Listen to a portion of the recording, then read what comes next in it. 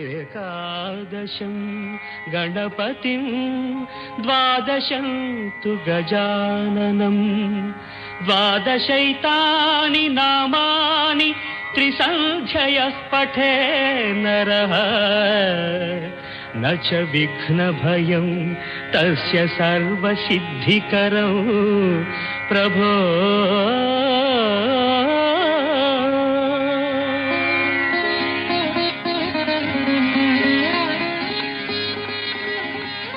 The following 2RRR program broadcast in the Kannada language is supported by the Community Broadcasting Foundation of Australia.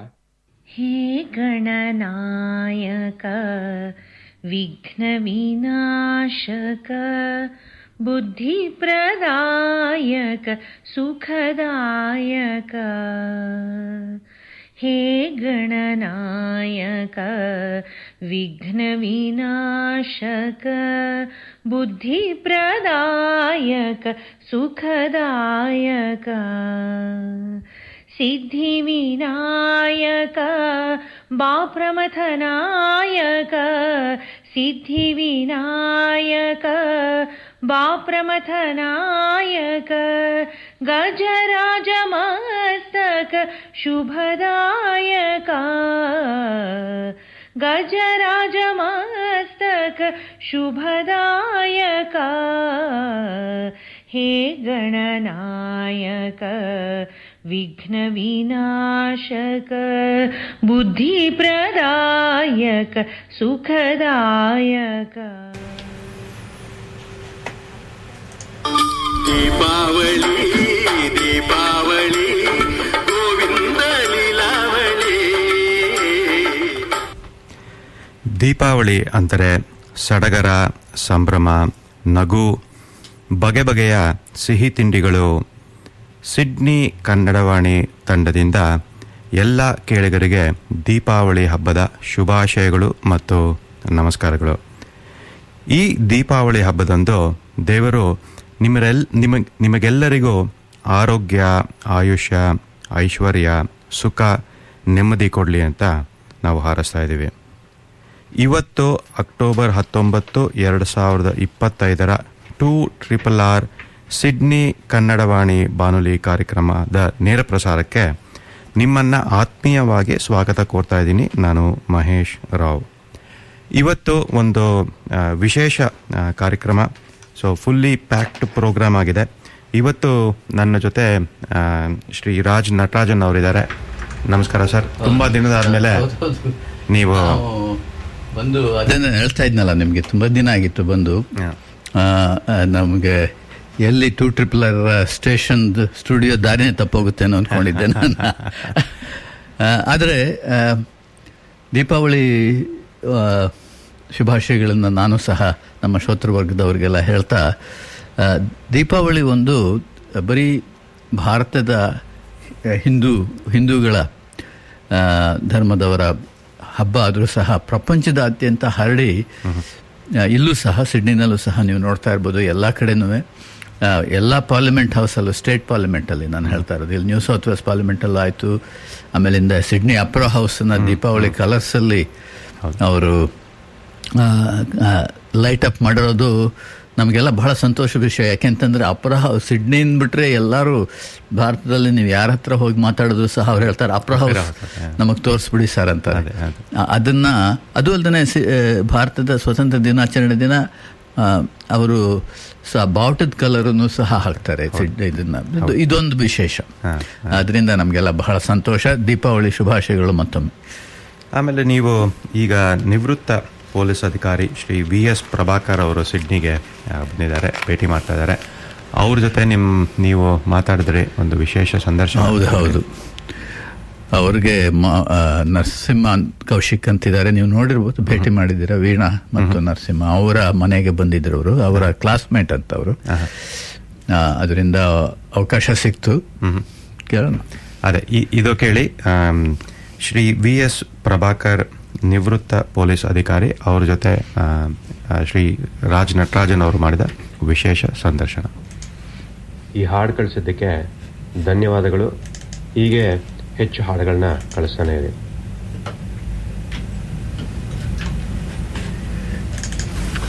Sydney ಕನ್ನಡವಾಣಿಗೆ ಒಂದು ಸಂತೋಷದ ವಿಷಯ ಏನು ಅಂತಂದರೆ, ಬೆಂಗಳೂರಿನಿಂದ ನಮ್ಮ ಕನ್ನಡ ಸಮುದಾಯದ ನರಸಿಂಹ ಕೌಶಿಕ್ ಇಲ್ಲಿದ್ದಾರಲ್ಲ, ಅವರ ಒಬ್ಬರು ಸ್ನೇಹಿತರು ಬಂದಿದ್ದಾರೆ, ಪ್ರಭಾಕರ್ ಅಂತ. ಸಿಡ್ನಿಗೆ ಬರ್ತಾ ಇರ್ತೀರಾ ಅಂತ ಕಾಣುತ್ತೆ. ನನ್ನ ಮಗ ಇಲ್ಲೇ ಇದ್ದಾನೆ, ಕೃಷ್ಣ ಅಂತ ಹೇಳಿ. So this my first visit to Australia. Okay.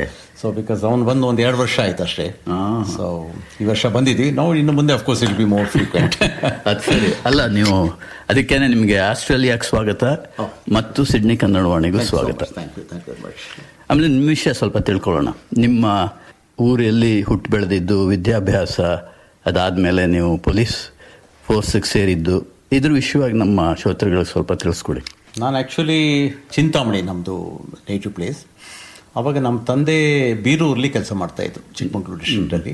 Born in Bangalore. ಸ್ವಲ್ಪ ಬೆಳೆದಿದ್ದು ಇನಿಷಿಯಲ್ 5 years ಇನ್ ಬೀರೂರಲ್ಲಿ ಬೆಳೆದ ಮೇಲೆ ನನಗೆ 4ನೇ ಕ್ಲಾಸ್ ತನಕ ಓದಲಿಲ್ಲ, ಬಿಕಾಸ್ ನಮ್ಮ ತಂದೆ ಹೈಸ್ಕೂಲ್ ಟೀಚರ್ ಆಗಿದ್ದರು. ಸೊ 4ನೇ ಕ್ಲಾಸ್ ಎಕ್ಸಾಮ್ ಬರೆದ್ಬಿಟ್ಟು ಡೈರೆಕ್ಟಾಗಿ 5th ಸ್ಟ್ಯಾಂಡರ್ಡ್ ಎಂಟ್ರ್ ಆದೆ.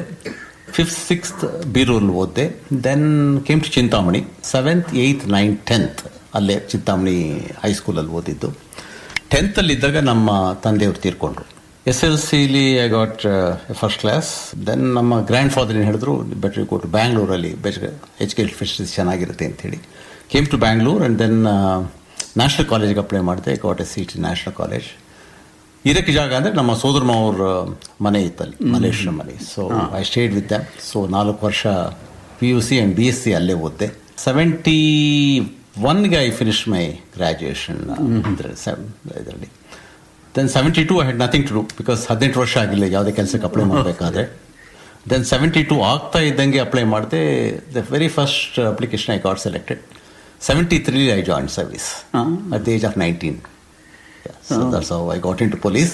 Basically ನನಗೇನು ಪೊಲೀಸ್ಗೆ ಸೇರಬೇಕು ಅಂತ ಏನಿರಲಿಲ್ಲ. I wanted some job at that point of time, but I had some kind of orientation towards uniform.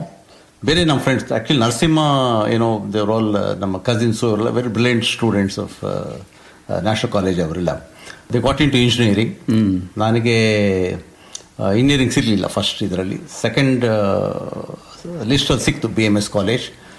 But 2 issues. One was ನಂಗೆ ಸಿಕ್ಕಿದ್ದು civil engineering. Civil engineering ಆ ಕಾಲದಲ್ಲಿ ಸ್ವಲ್ಪ ಸ್ಕೋಪ್ ಕಮ್ಮಿ ಇತ್ತು. ಸೆಕೆಂಡ್ ಥಿಂಗ್ 5 ವರ್ಷ ಓದಬೇಕು ಅನ್ನೋದು. So I opted to continue with BSc. So that's how I got into that.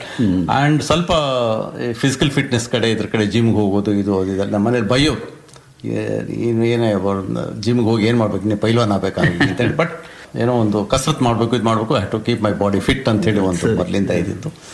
So that helped me get into the police. Then of course I served for 41 years in the police. 41 ವರ್ಷ. ಹೌದು, 19 ವರ್ಷಕ್ಕೆ ಸೇರಿದ್ದು. Retired at the age of 60. ನೀವು retire ಆದಾಗ ಯಾವ ಹುದ್ದೆನಲ್ಲಿದ್ರಿ? ನಾನು retire ಆದಾಗ ಗವರ್ನರ್ಗೆ ADC ಆಗಿ ಕೆಲಸ ಮಾಡ್ತಾ ಇದ್ದೆ.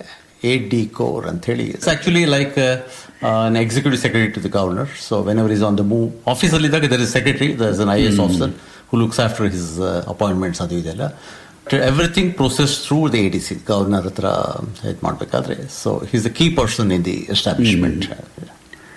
ಅದು 41 ವರ್ಷ ನೀವು ಪೊಲೀಸ್ ಫೋರ್ಸ್ನಲ್ಲಿ ಕೆಲಸ ಮಾಡಿದಾಗ ನೀವು ಸಾಕಷ್ಟು ನೋಡಿರಬೇಕು ಬದಲಾವಣೆ ಬೆಂಗಳೂರಿನಲ್ಲಿ, ಮತ್ತು ಕೆಲವು ಚಾಲೆಂಜಸ್ಸು ನೀವು ಎದುರಿಸಿರ್ಬೇಕು ಅಲ್ವಾ?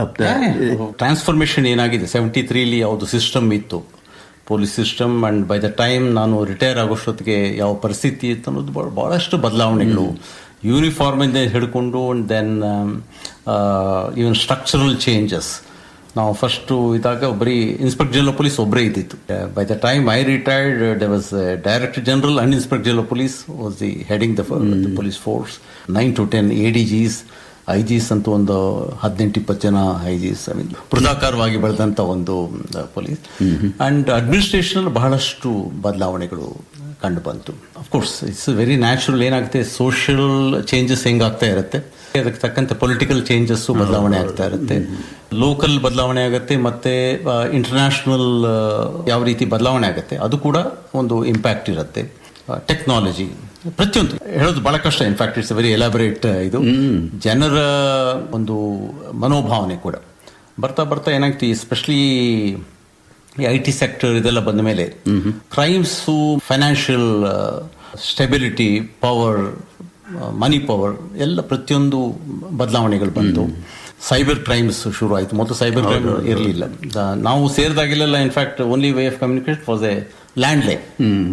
ಬೈ ದ ಟೈಮ್ ನಾವು 2000 ಆನ್ವರ್ಡ್ಸ್ ಐ ಥಿಂಕ್ ಸ್ವಲ್ಪ ನಮ್ಮ ಇಂಡಿಯಾಲಿ IT ಸೆಕ್ಟರ್ ಎಲ್ಲ ಇಂಪ್ರೂವ್ ಆಗಿ ಸ್ಪೆಷಲಿ ಇತ್ತು. ಪೊಲೀಸ್ ಒಂದು ಬರಬೇಕಾದ್ರೆ ಬಹಳಷ್ಟು ಇನ್ಫ್ಲೂಯೆನ್ಸ್ ಆಯಿತು.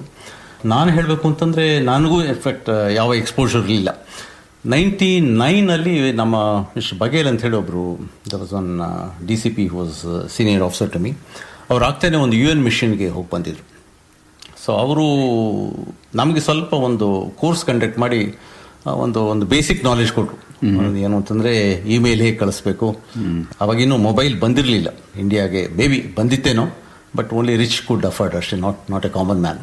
ಸೊ ಅದಾದ ಒಂದು 6 ತಿಂಗಳಿಗೆ ಇನ್ಫ್ಯಾಕ್ಟ್ ಯುನೈಟೆಡ್ ನೇಷನ್ಸ್ದು ಇನ್ವಿಟೇಷನ್ ಇದಕ್ಕೆ ಬರೋಕ್ಕೆ ಇಂಟ್ರೆಸ್ಟ್ ಇದ್ದರೆ ಬರ್ಬೋದು ಅಂಥೇಳಿ. So I applied. ಅವರೇ ಮೋಟಿವೇಟ್ ಮಾಡಿದ್ರು ನಮಗೆ ಮಾಡಿ ಅಂಥೇಳಿ. Then appeared for the tests. ಡೆಲ್ಲಿಲಿ ಟೆಸ್ಟ್ಸ್ ಆಯಿತು, ಗಾಟ್ ಕ್ವಾಲಿಫೈಡ್. ಸೊ ಯುಗೋಸ್ಲಾವಿಯಾಗೆ ಕೊಸೋವೋ ಅಂಥೇಳಿ ಒಂದು ಜಾಗ ಇದೆ, ಅಲ್ಲಿ ಪೀಸ್ ಕೀಪಿಂಗ್ ಆಪರೇಷನ್ಸ್ಗೆ ಅಲ್ಲಿ ಹೋದ್ವಿ. ಅಲ್ಲಿ ಹೋದಾಗ ಆ್ಯಕ್ಚುಲಿ ಅಲ್ಲಿ ಗೊತ್ತಾಗಿದೆ ನಮಗೆ ಏನು ಯಾವ ರೀತಿ ಟೆಕ್ನಾಲಜಿ ಉಪಯೋಗಿಸ್ತಾ ಇದ್ದಾರೆ ಅಂಥೇಳಿ. ಅಲ್ಲಿ ಒಂದು ಅನುಭವ ಆಯಿತು. ಸೊ ಅಲ್ಲಿಂದ ಮುಗಿಸ್ಕೊಂಡ್ಬಂದ್ಮೇಲೆ ಅಗೇನ್ 2005 ಅಗೇನ್ ಇನ್ನೊಂದು ಸರ್ತಿ ಮಿಷನ್ಗೆ ಹೋದ್ವಿ ಅಲ್ಲಿಗೆ ಕೊಸೋವೋಗೆ. ಬಟ್ ಅದು ಬಂದ ಮೇಲೆ ನಮ್ಮ ಜೊತೆ ಇನ್ನೊಬ್ಬರು ಮಿಸ್ಟರ್ ಸಂಜಯ್ ಸಹಾಯ್ ಅಂಥೇಳಿ ಒಬ್ಬರು ಸೀನಿಯರ್ ಆಫೀಸರ್ ಆಫ್ ಅವರ್ಸ್, ಅವರು ಇನ್ಫ್ಲೂಯೆನ್ಸ್ ಆಗಿ ಬಂದ ಮೇಲೆ then we started working on improving ನಮ್ಮ ಯಾವ ರೀತಿ ಇಂಪ್ರೂವ್ ಮಾಡ್ಬೋದು ಅಂಥೇಳಿ. And I was also a part of the team modernisation of police in Karnataka. ಅದನ್ನು ಮಾಡಿಕೊಂಡು ಇಂಪ್ರೂವ್ಮೆಂಟ್ ಆಯಿತು. ಸೊ ದೆನ್ ನಾನು I was mostly in to the operational side more than detection and investigation of cases. I 86 I think you might remember Veerappan ಅಂತ ಹೇಳಿ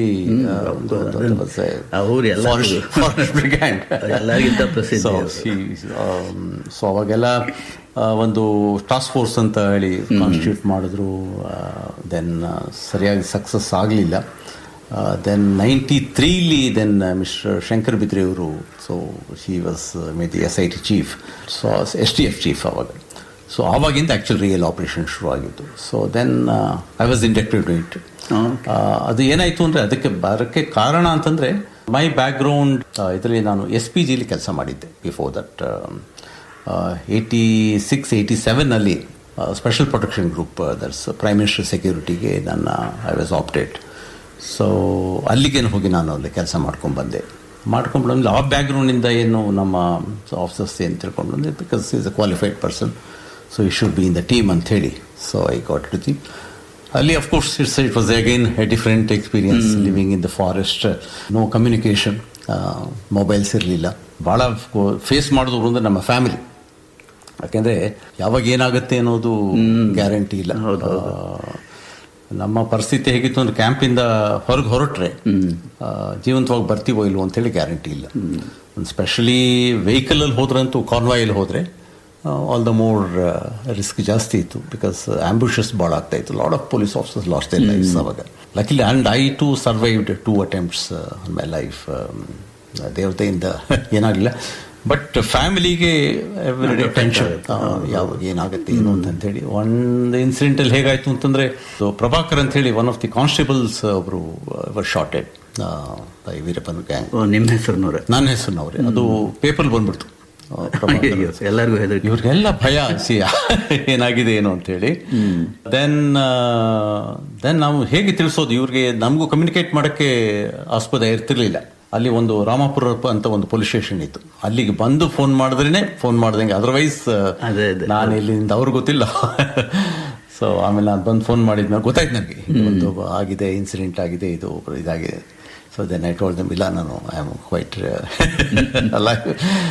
so this I mean lot of incidents like that. ಬಹಳ ಸ್ವಾರಸ್ಯಕರವಾಗಿದೆ. ಅಂದರೆ ನಾನು ಪ್ರಭಾಕರ್ ನಿಮ್ಗೊಂದು complaint ಮಾಡಬೇಕು. ನಾವೆಲ್ಲ ಇದರಲ್ಲಿ ಭಾರತ ಬಿಟ್ಟಾಗಲೇ ನಾನು ನಿಮ್ಗೆ ಹೇಳ್ತಾ ಇದ್ನಲ್ಲ, 37 ವರ್ಷ ಆಯಿತು ನಾವು ಬಂದು ಅಂತ. ನಾವಿದ್ದಾಗ ಕರ್ನಾಟಕದಲ್ಲಿ ಹಲವಾರು ಜನ ಬೇರೆ ರಾಜ್ಯಗಳಿಂದ ಅವರಿಗೆ ಶಾಂತಿಯುತ ಪ್ರದೇಶ ಬೇಕು ಅಂತಂದರೆ ಅಲ್ಲಿಂದ ಬಿಟ್ಬಿಟ್ಟು ನಾರ್ತಿಂದನಾಗಲಿ ಈಸ್ಟ್ ಪಾರ್ಟ್ ಆಫ್ ಇಂಡಿಯಾದಿಂದ ಅಲ್ಲಿಂದ ಬಂದು ಕರ್ನಾಟಕದಲ್ಲಿ ನೆಲೆಸೋರು. ಕರೆಕ್ಟ್. ಆದರೆ ಈಗ ಬದಲಾವಣೆ ಆಗಿರೋದು ನೋಡಿದ್ರೆ ಬರೀ ನಾವು ಇದರಲ್ಲೆಲ್ಲ ಕೇಳ್ತಾ ಇರ್ತೀವಲ್ಲ ನ್ಯೂಸಲ್ಲಿ, ಅದರಲ್ಲೆಲ್ಲ ಬರೀ ಕೊಲೆ, ದರೋಡೆ, ಆಮೇಲಿಂದ ವಂಚನೆ, ಇದೆಲ್ಲ ನೋಡಿದ್ರೆ ಕರ್ನಾಟಕ ಯಾಕೆ ಈ ಥರ ಆಯಿತು, ನಾವಿದ್ದಾಗ ಅಷ್ಟೊಂದು ಚೆನ್ನಾಗಿತ್ತಲ್ಲ ಅನಿಸುತ್ತೆ. ನಿಮ್ಗೇನು ಅನಿಸುತ್ತೆ? ನೀವು ಹೇಳೋದು ಕರೆಕ್ಟ್. ಇನ್ಫ್ಯಾಕ್ಟ್ ಅವಾಗ ಕ್ರೈಮ್ ರಿಡನ್ ಸ್ಟೇಟ್ ಅಂದರೆ ಅವಾಗ ಬಿಹಾರಕ್ಕೆ ಹೇಳೋರು. ಎಂಟೈರ್ ಇಂಡಿಯಾಲಿ ಬಿಹಾರದಲ್ಲಿ ಆದಷ್ಟು ಕ್ರೈಮ್ಸು ಬೇರೆ ಎಲ್ಲೂ ಅಷ್ಟು ಆಗ್ತಾ ಇರಲಿಲ್ಲ. ಅವಾಗ ನೀವು ಕರೆಕ್ಟ್ ನೀವು ಹೇಳಿದ್ದು ಮೋಸ್ಟ್ ಪೀಸ್ಫುಲ್ ಸ್ಟೇಟ್ ಅಂತಂದರೆ ಕರ್ನಾಟಕ. ಈಗ ಬರ್ತಾ ಏನಾಗಿದೆ ಅಂತಂದರೆ ಈಗ ಕರ್ನಾಟಕ ಬಿಹಾರದಂಗೆ ಆಗೋಗ್ಬಿಟ್ಟಿದೆ. ಅದೇ ಯಾಕೆ? ಕಾರಣ ಏನು? ಕಾರಣ ಹಲವಾರು ಕಾರಣಗಳು. ರಾಜಕೀಯ ಕಾರಣಗಳು, ಸಾಮಾಜಿಕ ಕಾರಣಗಳು, ಜನಸಂಖ್ಯೆ ಸಿಕ್ಕಾಪಟ್ಟೆ ಆಗೋಗ್ಬಿಟ್ಟಿದೆ. ಅಂದರೆ ಈ ಕ್ರಿಮಿನಲ್ಸ್ಗೆ ಇವರಿಗೆ ಓವರ್ ನೈಟ್ ಸಾವುಕಾರರಾಗಬೇಕು. ಈಗ ನಾನು ಹೇಳೋದೇನು ಅಂದರೆ ದುಡ್ಡು ಸಂಪಾದಿಸಿ ತಪ್ಪಲ್ಲ, 5 ಡೇ ಕ್ರಿಕೆಟ್ ಆಡಿ, 1 ಡೇ ಕ್ರಿಕೆಟ್ ಬೇಡ. ಒಂದು ದಿವಸದಲ್ಲಿ ಎಲ್ಲ ಮಾಡಬೇಕು ಅನ್ನೋ ಒಂದು ಆಸೆ ಜಾಸ್ತಿ. ಸೊ ಹಂಗಾಗಿ ಜನರು ಕ್ರೈಮ್ಸ್ಗೆ ಇಳಿತಾರೆ. ಆ್ಯಂಡ್ ಲಾಲೆಸ್ನೆಸ್ ಎಲ್ಲಿ ಅಂದರೆ ಒಂದು ನಾನು ಹೇಳಬೇಕು ಅಂತಂದರೆ ನಮ್ಮ ದಿನಗಳಲ್ಲಿ ಆವಾಗ ಪೊಲೀಸ್ ಆಫೀಸರ್ಸ್ ಫುಲ್ ಕಂಟ್ರೋಲ್ ಇತ್ತು. ಅಂದರೆ ಈಗ ಡೈರೆಕ್ಟರ್ ಜನರಲ್ ಆಫ್ ಪೊಲೀಸ್, ಆವಾಗ ಡೈರೆಕ್ಟರ್ ಜನರಲ್ ಇರಲಿಲ್ಲ, ಇನ್ಸ್ಪೆಕ್ಟರ್ ಆಫ್ ಪೊಲೀಸ್. ಅವರು ಹೇಳಿದ್ದ ಮಾತೇ ವೇದವಾಕ್ಯ. ನಾವು ಯಾವ ಪಾಲಿಟಿಷಿಯನ್ಸ್ ಹತ್ರ ಹೋದಲ್ಲ ಪೋಸ್ಟಿಂಗ್ಸ್ಗೆ. ಅಂದರೆ ಒಬ್ಬರ ಹಿಡಿತದಲ್ಲಿತ್ತು, ಯಾವ ಒಂದು ಇಂಟರ್ಫಿರೆನ್ಸ್ ಇರ್ತಿರ್ಲಿಲ್ಲ. ಹಣದ ಪ್ರಭಾವ ಆಗಲಿ, ರಾಜಕೀಯ ಪ್ರಭಾವ ಆಗಲಿ, ಒಂದು ಅಪಾಯಿಂಟ್ಮೆಂಟ್ ಆಗ್ಬೋದು ಅಥವಾ ಒಂದು ಪೋಸ್ಟಿಂಗ್ ಆಗ್ಬೋದು, ಅದರಲ್ಲಿ ಒಂದು ಹಸ್ತಕ್ಷೇಪ ಇರಲಿಲ್ಲ ಅಂತ ನಾನು 100% ಹೇಳೋಕ್ಕಾಗಲ್ಲ. ಬಟ್ ಮಿನಿಮಲ್ ಅಷ್ಟು, ಅಂದರೆ ಗಣನೀಯವಾಗಿ ಯಾವುದೋ ಒಂದು ಬೆಳಕಿಗೆ ಬರ್ತಾ ಇರಲಿಲ್ಲ. ಸಣ್ಣ ಪುಟ್ಟ ಆಗ್ತಿರ್ಬೋದು. ಕೆಲವರು ಏನೋ ಒಂದು, ಅಂದರೆ ಈಗ ಒಬ್ಬ ರಾಜಕೀಯ ವ್ಯಕ್ತಿ ಸಂಬಂಧ ಯಾರು ಇರ್ಬೋದು, ಅವರು ಒಂದು ರಿಕ್ವೆಸ್ಟ್ ಮಾಡ್ಕೊಳ್ತಾ ಇದ್ರು, ನೋಡಿ ನಮ್ಮ ಇವರಿಗೆ ಒಂದು ಅವ್ರು ರಿಕ್ವೆಸ್ಟ್ ಮಾಡ್ಕೊಂಡ್ರು ಪೊಲೀಸ್ ಆಫೀಸರ್ಸ್ಗೆ, ಸೀನಿಯರ್ ಆಫೀಸರ್ಸ್ಗೆ, ಇವ್ರು ಇಂಥ ಒಂದು ಪೋಸ್ಟಿಂಗ್ ಕೊಡಿ ಹಾಗೆ ಅಂತೇಳಿ. ಅವರು based on merits of the person ಅಂಡಿದ್ದು ಹೆಲ್ಪ್ ಮಾಡೋರು. ನನಗೆ ಒಂದು ಇನ್ಸಿಡೆಂಟ್ ಜ್ಞಾಪಕ ಬರುತ್ತೆ. ಇನ್ಫ್ಯಾಕ್ಟ್ ಅವರು ನಮ್ಮ ಪೊಲೀಸ್ ಕಮಿಷನರ್ ಒಬ್ಬರು ಇದ್ದರು. ಅವ್ರಿಗೆ ವೆರಿ ಪವರ್ಫುಲ್ ಪಾಲಿಟಿಷಿಯನ್ ಒಬ್ಬರು ಒಂದು ರೆಕಮೆಂಡೇಶನ್ ಕಳಿಸ್ರು, ಇಂಥ ಪೊಲೀಸ್ ಆಫೀಸರ್ನ ಇಂಥ ಕಡೆ ಪೋಸ್ಟಿಂಗ್ ಕೊಡಿ ಅಂತೇಳಿ. ನಾನು ಹೆಸರು ಹೇಳಲಿಕ್ಕೆ ಇಷ್ಟಪಡೋದಿಲ್ಲ, ಯಾವ ಇಸ್ವಿಂತಲೂ ಹೇಳೋಕೆ ಹೋಗೋದಿಲ್ಲ. ಸೊ ಅವರು such A diplomatic and brilliant officer ಅವರು. ಅವ್ರಿಗೆ ಇಬ್ಬಂದಿ, ಯಾಕೆಂದರೆ ಅವ್ರ ರೆಪ್ಯುಟೇಷನ್ ಹೇಗಿತ್ತು ಅಂತಿದ್ದಾರೆ ಪೊಲೀಸ್ ಆಫೀಸರ್ದು, ಅಲ್ಲಿ ಹಾಕಿದ್ರೆ ಖಂಡಿತ ಅದು ಆ ಪೊಲೀಸ್ ಸ್ಟೇಷನ್ ನಿರ್ವಹಿಸೋಕ್ಕೆ ಸಾಧ್ಯ ಆಗೋದಿಲ್ಲ. ಕೆಟ್ಟ ಹೆಸರು ಬರುತ್ತೆ, ಡಿಪಾರ್ಟ್ಮೆಂಟ್ ಕೆಟ್ಟ ಹೆಸರು ಬರುತ್ತೆ. ಭಾಳ ಡಿಲಿಜೆಂಟ್ಲಿ ಅವ್ರು ಏನು ಮಾಡೋದು ಅಂತಂದರೆ, he called up that minister ಅವ್ರಿಗೆ ರೆಕಮೆಂಡ್ ಮಾಡಿದಲ್ಲ ಅವ್ರಿಗೆ. ಸರ್, ಆ್ಯಕ್ಚುಲಿ ನೀವು ಒಬ್ಬರನ್ನ ರೆಕಮೆಂಡ್ ಮಾಡಿ ಕಳಿಸಿದ್ರೆ, ನಾನು ಅವ್ರಿಗಿಂತ ಇನ್ನೊಬ್ರು ಚೆನ್ನಾಗಿರೋ ಐಡೆಂಟಿಫೈ ಮಾಡಿದ್ದೀನಿ, ಅವ್ರನ್ನ ಪೋಸ್ಟ್ ಮಾಡ್ತೀನಿ, ನೀವು ನೋಡಿ ಅವರ ಪರ್ಫಾರ್ಮೆನ್ಸ್ ಚೆನ್ನಾಗಿತ್ತು ಅಂತಂದರೆ ಕಂಟಿನ್ಯೂ ಮಾಡೋಣ, ಇಲ್ಲ ಅಂತಂದರೆ ನೀವು ಯಾರು ಹೇಳ್ತಾರೋ ಅವ್ರನ್ನ ಇದು ಮಾಡೋಣ. ಯಾಕೆಂದರೆ ಅದು ಅಕಸ್ಮಾತು ನೀವು ರೆಕಮೆಂಡ್ ಮಾಡಿದ ಆಫೀಸರ್ ಸರಿಯಾಗಿ ಕೆಲಸ ಮಾಡಲಿಲ್ಲ ಅಂತಂದರೆ ನಿಮಗೂ ಕೆಟ್ಟ ಹೆಸರು ಬರುತ್ತೆ, ನಮ್ಮ ಡಿಪಾರ್ಟ್ಮೆಂಟ್ ಕೆಟ್ಟ ಹೆಸರು ಬರುತ್ತೆ, ನೋಡಿ ಅಂತಂದು. ಆ್ಯಂಡ್ ಈ ವಾಸ್ ಕನ್ವಿನ್ಸ್ಡ್. ಅಂದರೆ ಸ್ವಲ್ಪ ಆಫ್ಕೋರ್ಸ್ ಅವರ ಪಾಲಿಟಿಷಿಯನ್ಸ್ ಕ್ಯಾಲಿಬರು ಹಾಗೆ ಇತ್ತು, ಹಾಗೆ ಆಗಲಿ ಅಂತಂದು. ಸೊ ಏನಾಯಿತು, he cleverly avoided the posting of the person. ಈಗ ಆ ರೀತಿ ಪರಿಸ್ಥಿತಿ ಇಲ್ಲ. ಈಗ ಮಾಡಲೇಬೇಕು. ಅಲ್ಲಿಂದ ಆರ್ಡರ್ಸ್ ಇಶ್ಯೂ ಆಗ್ಬಿಡ್ತದೆ, chief minister office, home minister ಆಫೀಸಿಂದ ಇಂಥವನ್ನ ಇಲ್ಲಿ ಪೋಸ್ಟ್ ಮಾಡಿ ಅಂತೇಳಿ ಒಂದು ಆರ್ಡರ್ಸೇ ಕಳಿಸ್ಬಿಡ್ತಾರೆ. ಫಾರ್ಮಲ್ಲಿ ಸೈನ್ ಮಾಡೋದು ಅಷ್ಟೇ. ಆ ಥರ ಪರಿಸ್ಥಿತಿ ಬಂದ್ಬಿಟ್ಟಿದೆ. ಅದಕ್ಕೆ ಏನು ಮಾಡೋಕ್ಕಾಗಲ್ಲ. ಇದು ದುಃಖಕರವಾದ ಸಂಗತಿ, ಅತಿ ಆಗಬಾರ್ದಾಗಿತ್ತು. ಈಗ ಒಂದು ಸ್ಪಾನ್ಸರ್ ಸಂದೇಶ ಕೇಳಿ ಈ ವಿಶೇಷ ಸಂದರ್ಶನ ಭಾಗ 2 ಮುಂದುವರ್ಸೋಣ. Hi, I'm AJ to tell you about Cactus Imaging, a printer like no other, with large format commercial printing of the highest quality for billboards, banners, vehicle wraps, street furniture, retail displays and interior signage, building wraps and hoardings, fabric printing and much more. Yes, 2RRR sponsor Cactus Imaging, a printer like no other. For further inquiry, go to cactusimaging.com.au. Cactus Imaging, a printer like no other. 101 Music, an Australian production music catalog of over 250,000 track titles to suit your audio production needs. Music to propel the stories you want to tell. Whether it's a local brand advertisement or underscoring a television series, 101 Music delivers emotional solutions through music. Go to www.101.audio, search catalogs to license the music you need. 101 Music is a proud sponsor of 2RRR. Hey there. You there, feeling a bit creative? Would you like to meet creatives just like you for informal chats and networking? If you live, work or study within our City of Ryde's boundaries, if you enjoy an interest in art, performance, creative or cultural sectors, then absorb this now. And thanks to the City of Ryde, this workshop is free, including the eats, whilst a cash bar will be open on the night. What night, you ask? It's happening on Wednesday the 12th of November between 6 and 8 p.m. at the Bayview Hotel, 166 Victoria Road, Gladesville. One more thing. Bookings are essential. Just search Eventbrite, thecityofryde.com and scroll down to November 12th. ನೀವು ಕೇಳ್ತಾ ಇದ್ದೀರಾ 2RRR Sydney Kannadavani ಬಾನುಲಿ ಕಾರ್ಯಕ್ರಮ. ಈಗ Shri VS Prabhakar ಅವರೊಂದಿಗೆ ವಿಶೇಷ ಸಂದರ್ಶನ ಭಾಗ 2 ಕೇಳೋಣ. ಅಲ್ಲ, ನಾನು ಕೇಳೋದು ಇವಾಗ ರಾಜಕೀಯ ಬಿಡಿ, ಇವಾಗ ಹಿಜಾಬ್ ಒಂದು ದೊಡ್ಡ ಗಲಾಟೆ ಆಯಿತು. ಯಾರೋ ಬಜರಂಗಿ ಇಲ್ಲಿ ಧಾರವಾಡದಲ್ಲೂ ಎಲ್ಲ ಅವನ್ನ ಕೊಲೆ ಬೇರೆ ಮಾಡಿದ್ರು. ಈ ರೀತಿಯಾಗಿ ಹಲವಾರು ಧರ್ಮದ ಜನಗಳು ನಮ್ಮ ಜೊತೆ ಬೆರೆತು ಸಹನೆಯಿಂದ ಜೀವನ ನಡೆಸ್ತಾ ಇದ್ದಂಥ ಜಾಗ ಕರ್ನಾಟಕ. ಕರೆಕ್ಟ್. ಅಂದರೆ ನಮ್ಮ ಪಕ್ಕದ ಮನೆಯಲ್ಲೇ ಒಬ್ಬರು ಮುಸ್ಲಿಂ ಇರ್ಬೋದು, ಕ್ರಿಶ್ಚಿಯನ್ ಇರ್ಬೋದು, ಅವರೆಲ್ಲ ನಮಗೆ ಸ್ನೇಹಿತರಾಗಿದ್ದು. ನಾವು ಹೋಗಿ ಬಂದು ಮಾಡ್ತಾ ಇದ್ವಿ. ಯಾರು ಯಾರನ್ನು ಕೇಳ್ತಾ ಇರಲ್ಲ, ನೀವು ಯಾವ ಜಾತಿ, ಯಾವ ಜನ, ಅದು ಇದು ಅಂತ. ಆದರೆ ಈಗ ಈ ಗಲಾಟೆಗಳೆಲ್ಲ ಆಗ್ತಾ ಇರೋದು ಈಗ ಪ್ರಪಂಚದಲ್ಲೇ ನಾವು ನೋಡ್ತಾ ಇದ್ದೀವಿ. ರೈಟಿಸ್ಟ್ ಮೂವ್ಮೆಂಟ್ ಥರ ಒಂದು ಪ್ರಾರಂಭವಾಗಿದೆಯಲ್ಲ, ಆ ಥರ ಕರ್ನಾಟಕದಲ್ಲಿ ಈ ಒಳಜಗಳ ಬೇರೆ ಧರ್ಮದ ಜೊತೆನಲ್ಲಿ ಆಗ್ತಾ ಇರೋದು ಯಾಕೆ ಈ ರೀತಿ ಆಗ್ತಾ ಇದೆ? ಅಲ್ಲಿ ಒಂದು ವೆಸ್ಟರ್ನ್ ಇಂಟ್ರೆಸ್ಟ್. ಈಗ ನನಗೂ ಸಾಕಷ್ಟು ಮುಸ್ಲಿಂ ಫ್ರೆಂಡ್ಸ್ ಇದ್ದಾರೆ, ಎಲ್ಲ ಥರದ ಸ್ನೇಹಿತರು ಇದ್ದಾರೆ. ಆ ಥರ ಭಾವನೆಗಳೆಂದೂ ಇಲ್ಲ. ಈ ಬಿಕಾಸ್ ಆಫ್ ಸೋಷಿಯಲ್ ಮೀಡಿಯಾ ಏನಾಗುತ್ತೆ ಅಂತಂದರೆ, ಒಂದು ಸುದ್ದಿ ಇತ್ತು ಅಂತಂದರೆ ಅದಕ್ಕೆ ರೆಕ್ಕ ಪುಕ್ಕ ಸೇರಿಕೊಂಡು ಹರಡತ್ತೆ. ಯಾರ್ದು ನನ್ನ ಪ್ರಕಾರ ಯಾವುದೇ ಕಮ್ಯುನಿಟಿ ಕೆಟ್ಟದಲ್ಲ, ಯಾವ ಧರ್ಮವೂ ಕೆಟ್ಟದಲ್ಲ. ಅದರಲ್ಲಿ ಒಂದು 2 to 3% ಇರ್ತಾರೆ, ಯಾವುದೇ ಧರ್ಮ ಇರ್ಬೋದು, ಅವರು ಕೆಟ್ಟ ಹೆಸರು ತರ್ತಾರೆ. ಅದರಿಂದ ಸ್ಪ್ರೆಡ್ ಆಗೋದು ಅವರಿಂದಲೇ. ಅದನ್ನು ಜನ ಅರ್ಥ ಮಾಡ್ಕೋಬೇಕು.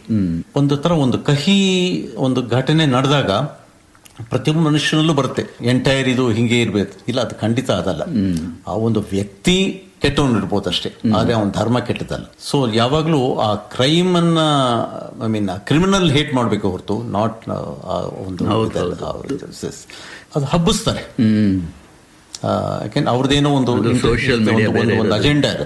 ಅಜೆಂಡಾ ಇರುತ್ತೆ, ಹಿಂಗಾದ್ರೆ ಹಿಂಗಾಗತ್ತೆ ಅಂತ ಹೇಳಿ ಆ ರೀತಿ ಮಾಡ್ತಾರೆ. ಅದಕ್ಕೆ ಒಂದು ಬಲಿಪಶ ಆಗಬಾರ್ದು ಅಷ್ಟೇ. ಹೌದು, ಒಂದು ಸಾಮರಸ್ಯದಿಂದ ನಡೆಸಿದ್ರೆ ಜೀವನ.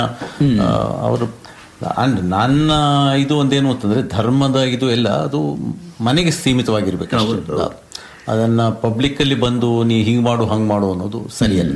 ಅದೇನು ಇದನ್ನು ಈಗ ನಡೀತಾ ಇರೋದು ಧರ್ಮಸ್ಥಳದಲ್ಲೇ ಈಗ ನಡೀತಾ ಇರೋದೊಂದು ಎಲ್ಲ ಕಡೆನೂ ಹರಡಿದ ಸುದ್ದಿ, ಪ್ರಪಂಚದಾದ್ಯಂತ ಅಂತ ಇಟ್ಕೊಳ್ಳಿ. ಇಲ್ಲೂ ನಾವು ನೋಡ್ತಾ ಇದ್ದೀವಿ, ಆಸ್ಟ್ರೇಲಿಯಾದ ನ್ಯೂಸ್ನಲ್ಲೂ ಸಹ ಇದು ಎಷ್ಟೋ ವರ್ಷಗಳಿಂದ ನಡೀತಾ ಇರೋ ಹಾಗಿದೆ.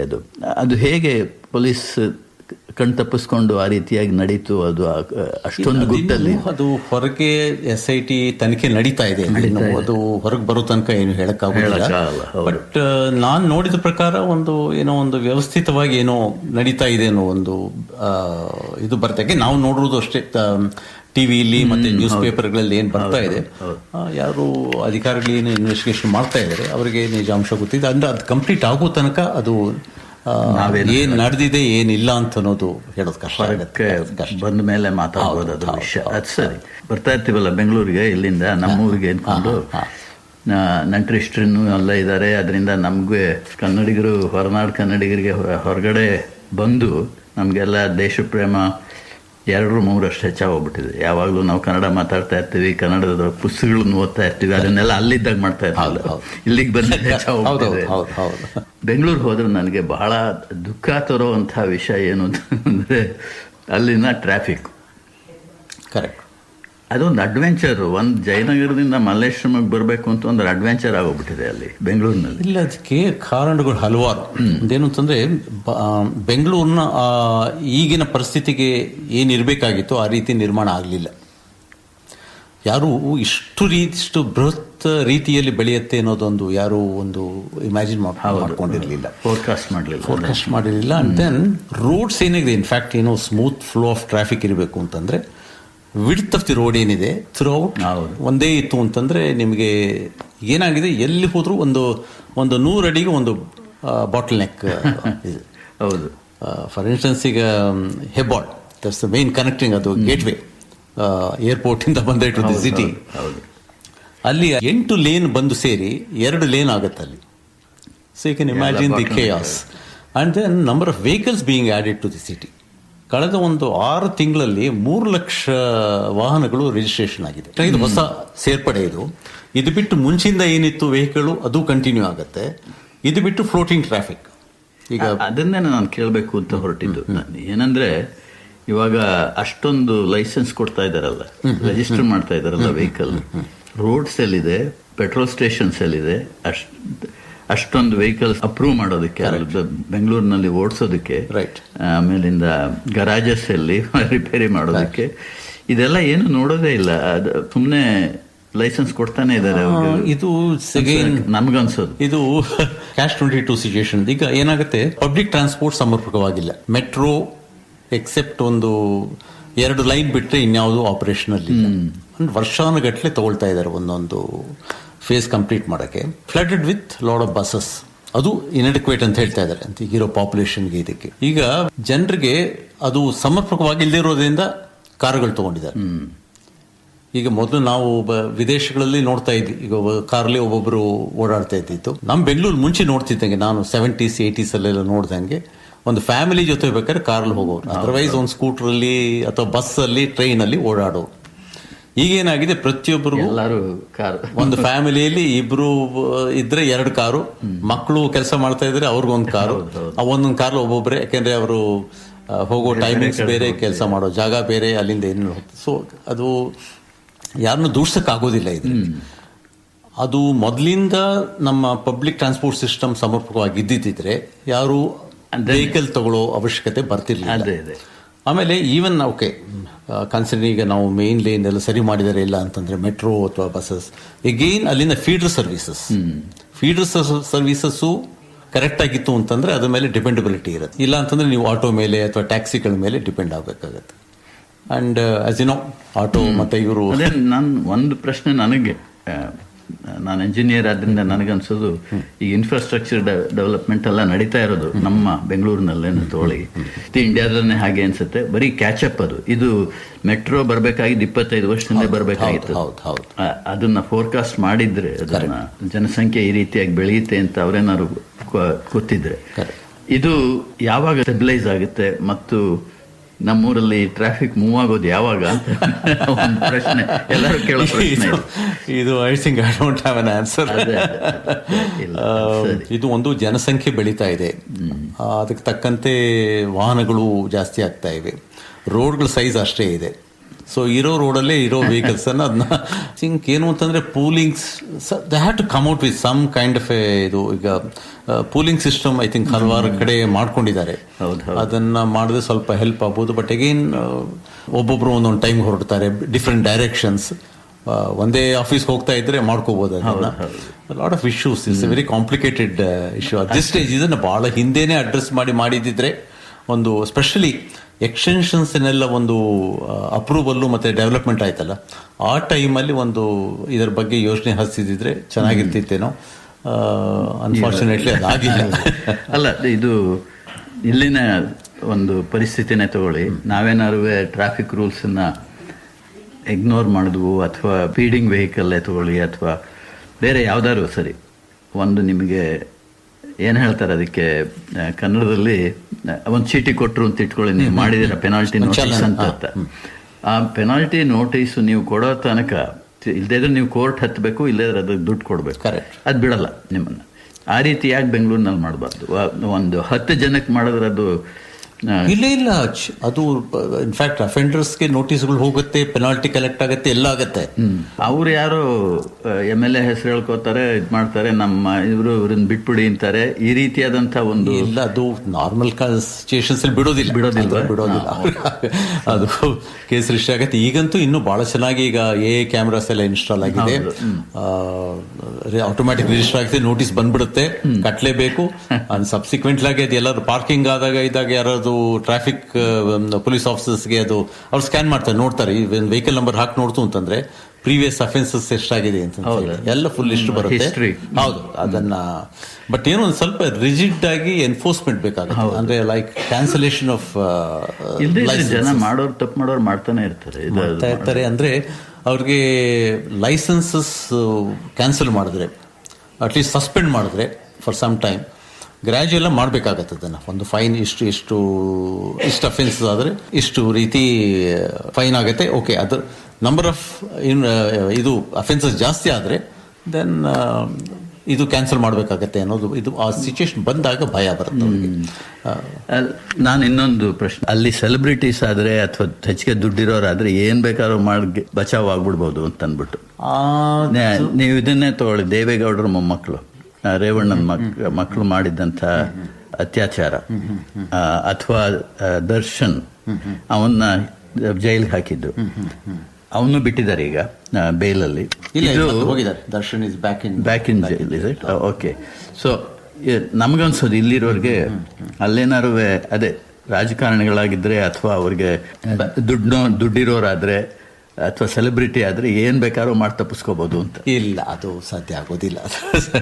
ಅದು ಇಲ್ಲ, ಅದು ಆಗೋದಿಲ್ಲ. ಅದು ಬಹಳ ತಪ್ಪು ತಿಳುವಳಿಕೆ. ಅದು ಹಂಗ ಒಂಥರ ಒಂದು ಜನರಲ್ಲಿ ನಂಬಿಕೆ ಇದು ಬಂದ್ಬಿಟ್ಟಿದೆ. ಅದು ಕೆಲವು ಯಾವುದೋ ಒಂದು ಇನ್ಸಿಡೆನ್ಸ್ ಒಂದೆರಡು ಆಗಿರ್ಬೋದು, ರೂಲ್ ಆಫ್ ಲಾ ಅದನ್ನ ವೈಲೇಟ್ ಮಾಡ್ಲಿಕ್ಕೆ ಯಾರಿಗೂ ಸಾಧ್ಯ ಆಗೋದಿಲ್ಲ. ಎಲ್ಲೋ ಒಂದ್ ಕಡೆ ಸಿಗಾಕೊಳ್ತಾರೆ.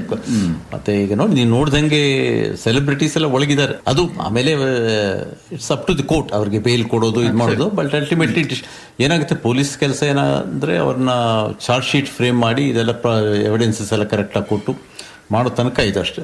ಮಿಕ್ಕಿದ್ದೆಲ್ಲ ಕೋರ್ಟ್ಗಳು ಜಜ್ಮೆಂಟ್ ಅದ್ರ ಮೇಲೆ ಡಿಪೆಂಡ್ ಆಗುತ್ತೆ. ಆ್ಯಂಡ್ ವಿಟ್ನೆಸಸ್ ಯಾವ ರೀತಿ ಇದಾಗ್ತಾರೆ ಅಂತೇಳಿ ಫೇವರಬಲ್ ಕರೆಕ್ಟಾಗಿ ಅವ್ರು ಏನು ಸ್ಟೇಟ್ಮೆಂಟ್ ಕೊಟ್ಟಿರ್ತಾರೆ ಅದನ್ನೇ ಅವಾಯ್ಡ್ ಆಗಿರ್ತಾರ ಅಥವಾ ಹಾಸ್ಟೈಲ್ ಆಗ್ತಾರ, ಅದ್ರ ಮೇಲೆ ಕೂಡ ಡಿಪೆಂಡ್ ಆಗುತ್ತೆ. So number of factors. ಯಾಕೆಂತಂದ್ರೆ ದುಡ್ಡಿದೆ. ನೀವು ನೋಡ್ದಂಗೆ ಈಗಲೇ ನೋಡಿದ್ರಲ್ಲ, ನೀವು ದರ್ಶನ್ ಕೇಸ್ ಹೇಳಿದ್ರಿ, ಅವರು ಖಂಡಿತ ಕಾನೂನು ಕ್ರಮಕ್ಕೆ ಒಳಗಾಗಿದ್ದಾರೆ. ಇದು ಕೆಲಸಗಳು ನಡೀತಾನೆ ಇದೆ. ಅದು ಇದು ಥರದ್ದು. ಇದು ಇಡಿ ಕೆಲಸ ಮಾಡ್ತಾ ಇರೋದು, ಎನ್ಫೋರ್ಸ್ಮೆಂಟ್ ಡೈರೆಕ್ಟರೇಟ್. ಪೊಲೀಸ್ ಸಹಾಯ ಬೇಕಾಗಿತ್ತ? ಇಲ್ಲ, ಅದು ಸೆಪರೇಟ್ ಸೆಲ್ ಇದೆ. ಅವಶ್ಯಕತೆ ಇದೆ, ಪೊಲೀಸ್ ಸಹಾಯ ತಗೊಳ್ತಾರೆ ಅಷ್ಟೇ. ಬಟ್ ಏನಾಗ್ತಿಂತ ಆ ಥರ ಒಂದು ಎಕನಾಮಿಕ್ ಅಫೆನ್ಸಸ್ ಏನಾದ್ರು ಡಿಟೆಕ್ಟ್ ಆಯಿತು ಅಂತಂದ್ರೆ ದಟ್ ಈಸ್ ರೆಫರ್ಡ್, ಅವ್ರ ನೋಟಿಸ್ ಹೋಗುತ್ತೆ ಹಿಂಗಾಗಿದೆ ಅಂತ. ಸೊ ಅದನ್ನ ಅವರ ಆ್ಯಂಗಲ್ ಇಂದ ಅವರು ಅದನ್ನ ಎಕ್ಸಾಮಿನ್ ಮಾಡಿ ಅವ್ರ ಆಕ್ಷನ್ ತಗೊಳ್ತಾರೆ. ಆಸ್ಟ್ರೇಲಿಯಾಗೆ ಬಂದ್ರಿ, ನೋಡಿದ್ರಿ, ನಮ್ಮೂರನ್ನ ನೋಡಿದ್ರಿ, ಕಡೆದಾಗಿ ಏನು ಅನ್ನಿಸ್ತು ನಿಮಗೆ? ಬಹಳ ಸುಂದರವಾದ ದೇಶ, ಸುಂದರವಾದ ಜಾಗ ಸಿಡ್ನಿ. ನನಗೆ ಒಂದು ಅಫ್ಕೋರ್ಸ್ ನಾನು ಯುರೋಪಲ್ಲೂ ಕೆಲಸ ಮಾಡಿದ್ದೀನಿ, ಒಂದು 2 ವರ್ಷ ಹೇಳಿದ್ರಿ. ಅಮೇರಿಕಲ್ಲೂ ಕೂಡ ಹೋಗಿ ಬಂದಿದ್ದೀನಿ. ದೆನ್ ಸಾಕಷ್ಟು ಇಲ್ಲಿ ಒಂದು ಡಿಸಿಪ್ಲಿನ್ ಅದು ಒಂದು ಒಳಗಿಂದ ಇದೆ. ಅದನ್ನ ಪಾಲಿಸ್ತಾರೆ. ಎಸ್ಪೆಷಲಿ ಟ್ರಾಫಿಕ್ ಸಿಗ್ನಲ್ಸ್ ಆಗಲಿ ಇದಾಗಲಿ, ನಾನು ನೋಡ್ದಂಗೆ ಯಾವ ವೈಲೇಷನ್ ನನಗೆ ಕಂಡು ಬರಲಿಲ್ಲ. ಇದು ಸಣ್ಣ ಪುಟ್ಟ ಒಂದು ಮಾಡ್ತಾರೆ, ಜಂಪಿಂಗ್ ಲೇನ್ಸ್ ಆಗಲಿ ಇದಾಗಲಿ ವಿತೌಟ್ ಇಂಡಿಕೇಟರ್ಸ್ ಹಾಕೋದು ಅದೆಲ್ಲ ಮಾಡ್ತಾರೆ. ಅಂಡ್ ಸ್ಪೀಡ್ ಲಿಮಿಟ್ಸ್ ಅಬ್ಸರ್ವ್ ಮಾಡೋದಾಗ್ಲಿ. ಅಂದ್ರೆ ಯಾಕಂದ್ರೆ ಇಲ್ಲಿ ಪನಿಷ್ಮೆಂಟ್ ಇಸ್ ವೆರಿ ಸಿವಿಯರ್. ನಾನು ನೋಡ್ದಂಗೆ ಮೊನ್ನೆ ಒಂದ್ ಕಡೆ ನಮ್ಮ ಮಗನ ಜೊತೆ ಹೋಗ್ತಾ ಇದ್ವಿ, ಅಲ್ಲಿ ದಟ್ ಇಸ್ ಹಾಲಿಡೇ ದಿವಸ ಪೆನಾಲ್ಟಿ ಡಬಲ್ ಆಗುತ್ತೆ. ಅದು ಬೋರ್ಡ್ಗಳು ಬರುತ್ತೆ, ಡಿಸ್ಪ್ಲೇ ಬರುತ್ತೆ. ವೀಕೆಂಡ್ ಬಂತು ಅಂದ್ರೆ ಹೌದೌದು, ಅದು ಅದಕ್ಕೆ ಭಯ ಪಡ್ತಾರೆ. ಅಂದ್ರೆ ಆ ರೀತಿ. ಅಂಡ್ ಇನ್ನೊಂದು ನನಗೆ ಬಹಳ ವಿಚಿತ್ರ ಅನ್ಸೋದು ಅಂದ್ರೆ, ಇದೇ ನಮ್ಮ ಭಾರತ ದೇಶದವ್ರೆ ಅಲ್ಲಿದ್ದಾಗ ಪಾಲಿಸೋದಿಲ್ಲ, ಇಲ್ಲಿಗೆ ಬಂದ್ರೆ ಬಹಳ ಒಂದು ನಿಯತ್ತಿನಿಂದ ಪಾಲಿಸ್ತಾರೆ ಅಷ್ಟೇ. ಬಿಕಾಸ್ ಇಲ್ಲಿ ರೂಲ್ ಆಫ್ ಲಾ ಅಪ್ಲೈ ಮಾಡ್ತಾರೆ, ಮತ್ತೆ ಬಹಳ ಸಿವಿಯರ್ ಪನಿಷ್ಮೆಂಟ್ಸ್ ಇರೋದ್ರಿಂದ ಅದನ್ನು ನಡೆಸ್ಕೊಂಡು ಹೋಗ್ತಾರೆ. ಆಮೇಲೆ ಮಕ್ಕಳಿಗೆ ಚಿಕ್ಕದ್ನಿಂದ ಆ ಒಂದು ಡಿಸಿಪ್ಲಿನ್ ಬರಬೇಕಾಗತ್ತೆ. ಈಗ ನಮ್ಮಲ್ಲಿ ಏನಾಗುತ್ತೆ, ಈಗ ಸ್ಕೂಟ್ರಲ್ಲಿ ಕಾರಲ್ಲಿ ಮಕ್ಕಳನ್ನ ಕರ್ಕೊಂಡು ಹೋಗ್ತಾ ಇರ್ತಾರೆ. ಕರ್ಕೊಂಡು ಹೋಗ್ತಿದ್ರೆ ಅವನು ಅವ್ರ ಅಪ್ಪ ವೈಲೇಟ್ ಮಾಡ್ಕೊಂಡು ಹೋಗ್ತಿರೋದ, ಆ ಮಗು ನೋಡ್ತಿರ್ತಾನೆ ಅವನು. ಸೊ ಅವನು ಇದು ಮಾಡೋದೇ ಸರಿ ಅಂತ ಹೇಳಿ ಅವ್ನ ಭಾವನೆ ಬರುತ್ತೆ. ಅವ್ನು ದೊಡ್ಡವನಾದ್ಮೇಲೆ ಒಂದು ಲೈಸೆನ್ಸ್ ಬಂದು ಅವ್ನು ಓದೇ ಮಾಡ್ಕೊಂಡು ಹೋಗ್ತಾನೆ. ಅದಕ್ಕೆ ಒಂದು ಕಡಿವಾಣ ಬೀಳಬೇಕು. ಸ್ಕೂಲ್ಸಲ್ಲಿ ಇದರಲ್ಲಿ ಎಲ್ಲ ಅವಾಗ್ಲಿಂದೇ ಕ್ಲೀನ್ಲಿನೆಸ್ ಮೇಂಟೈನ್ ಮಾಡೋದ್ರ ಬಗ್ಗೆ ಅವರ ಪ್ರಿಮೈಸಸ್ಸು, ಸ್ಕೂಲ್ ಪ್ರಿಮೈಸಸ್ಸು, ಮನೆ ಪ್ರಿಮೈಸಸ್ಸು, ಸುತ್ತಮುತ್ತಲು ಅದನ್ನು ಮಾಡಿಕೊಂಡು ಒಂದು should become A way of life. ಆವಾಗ ಆಟೋಮ್ಯಾಟಿಕಲಿ ಇದಾಗುತ್ತೆ ಅನಿಸುತ್ತೆ.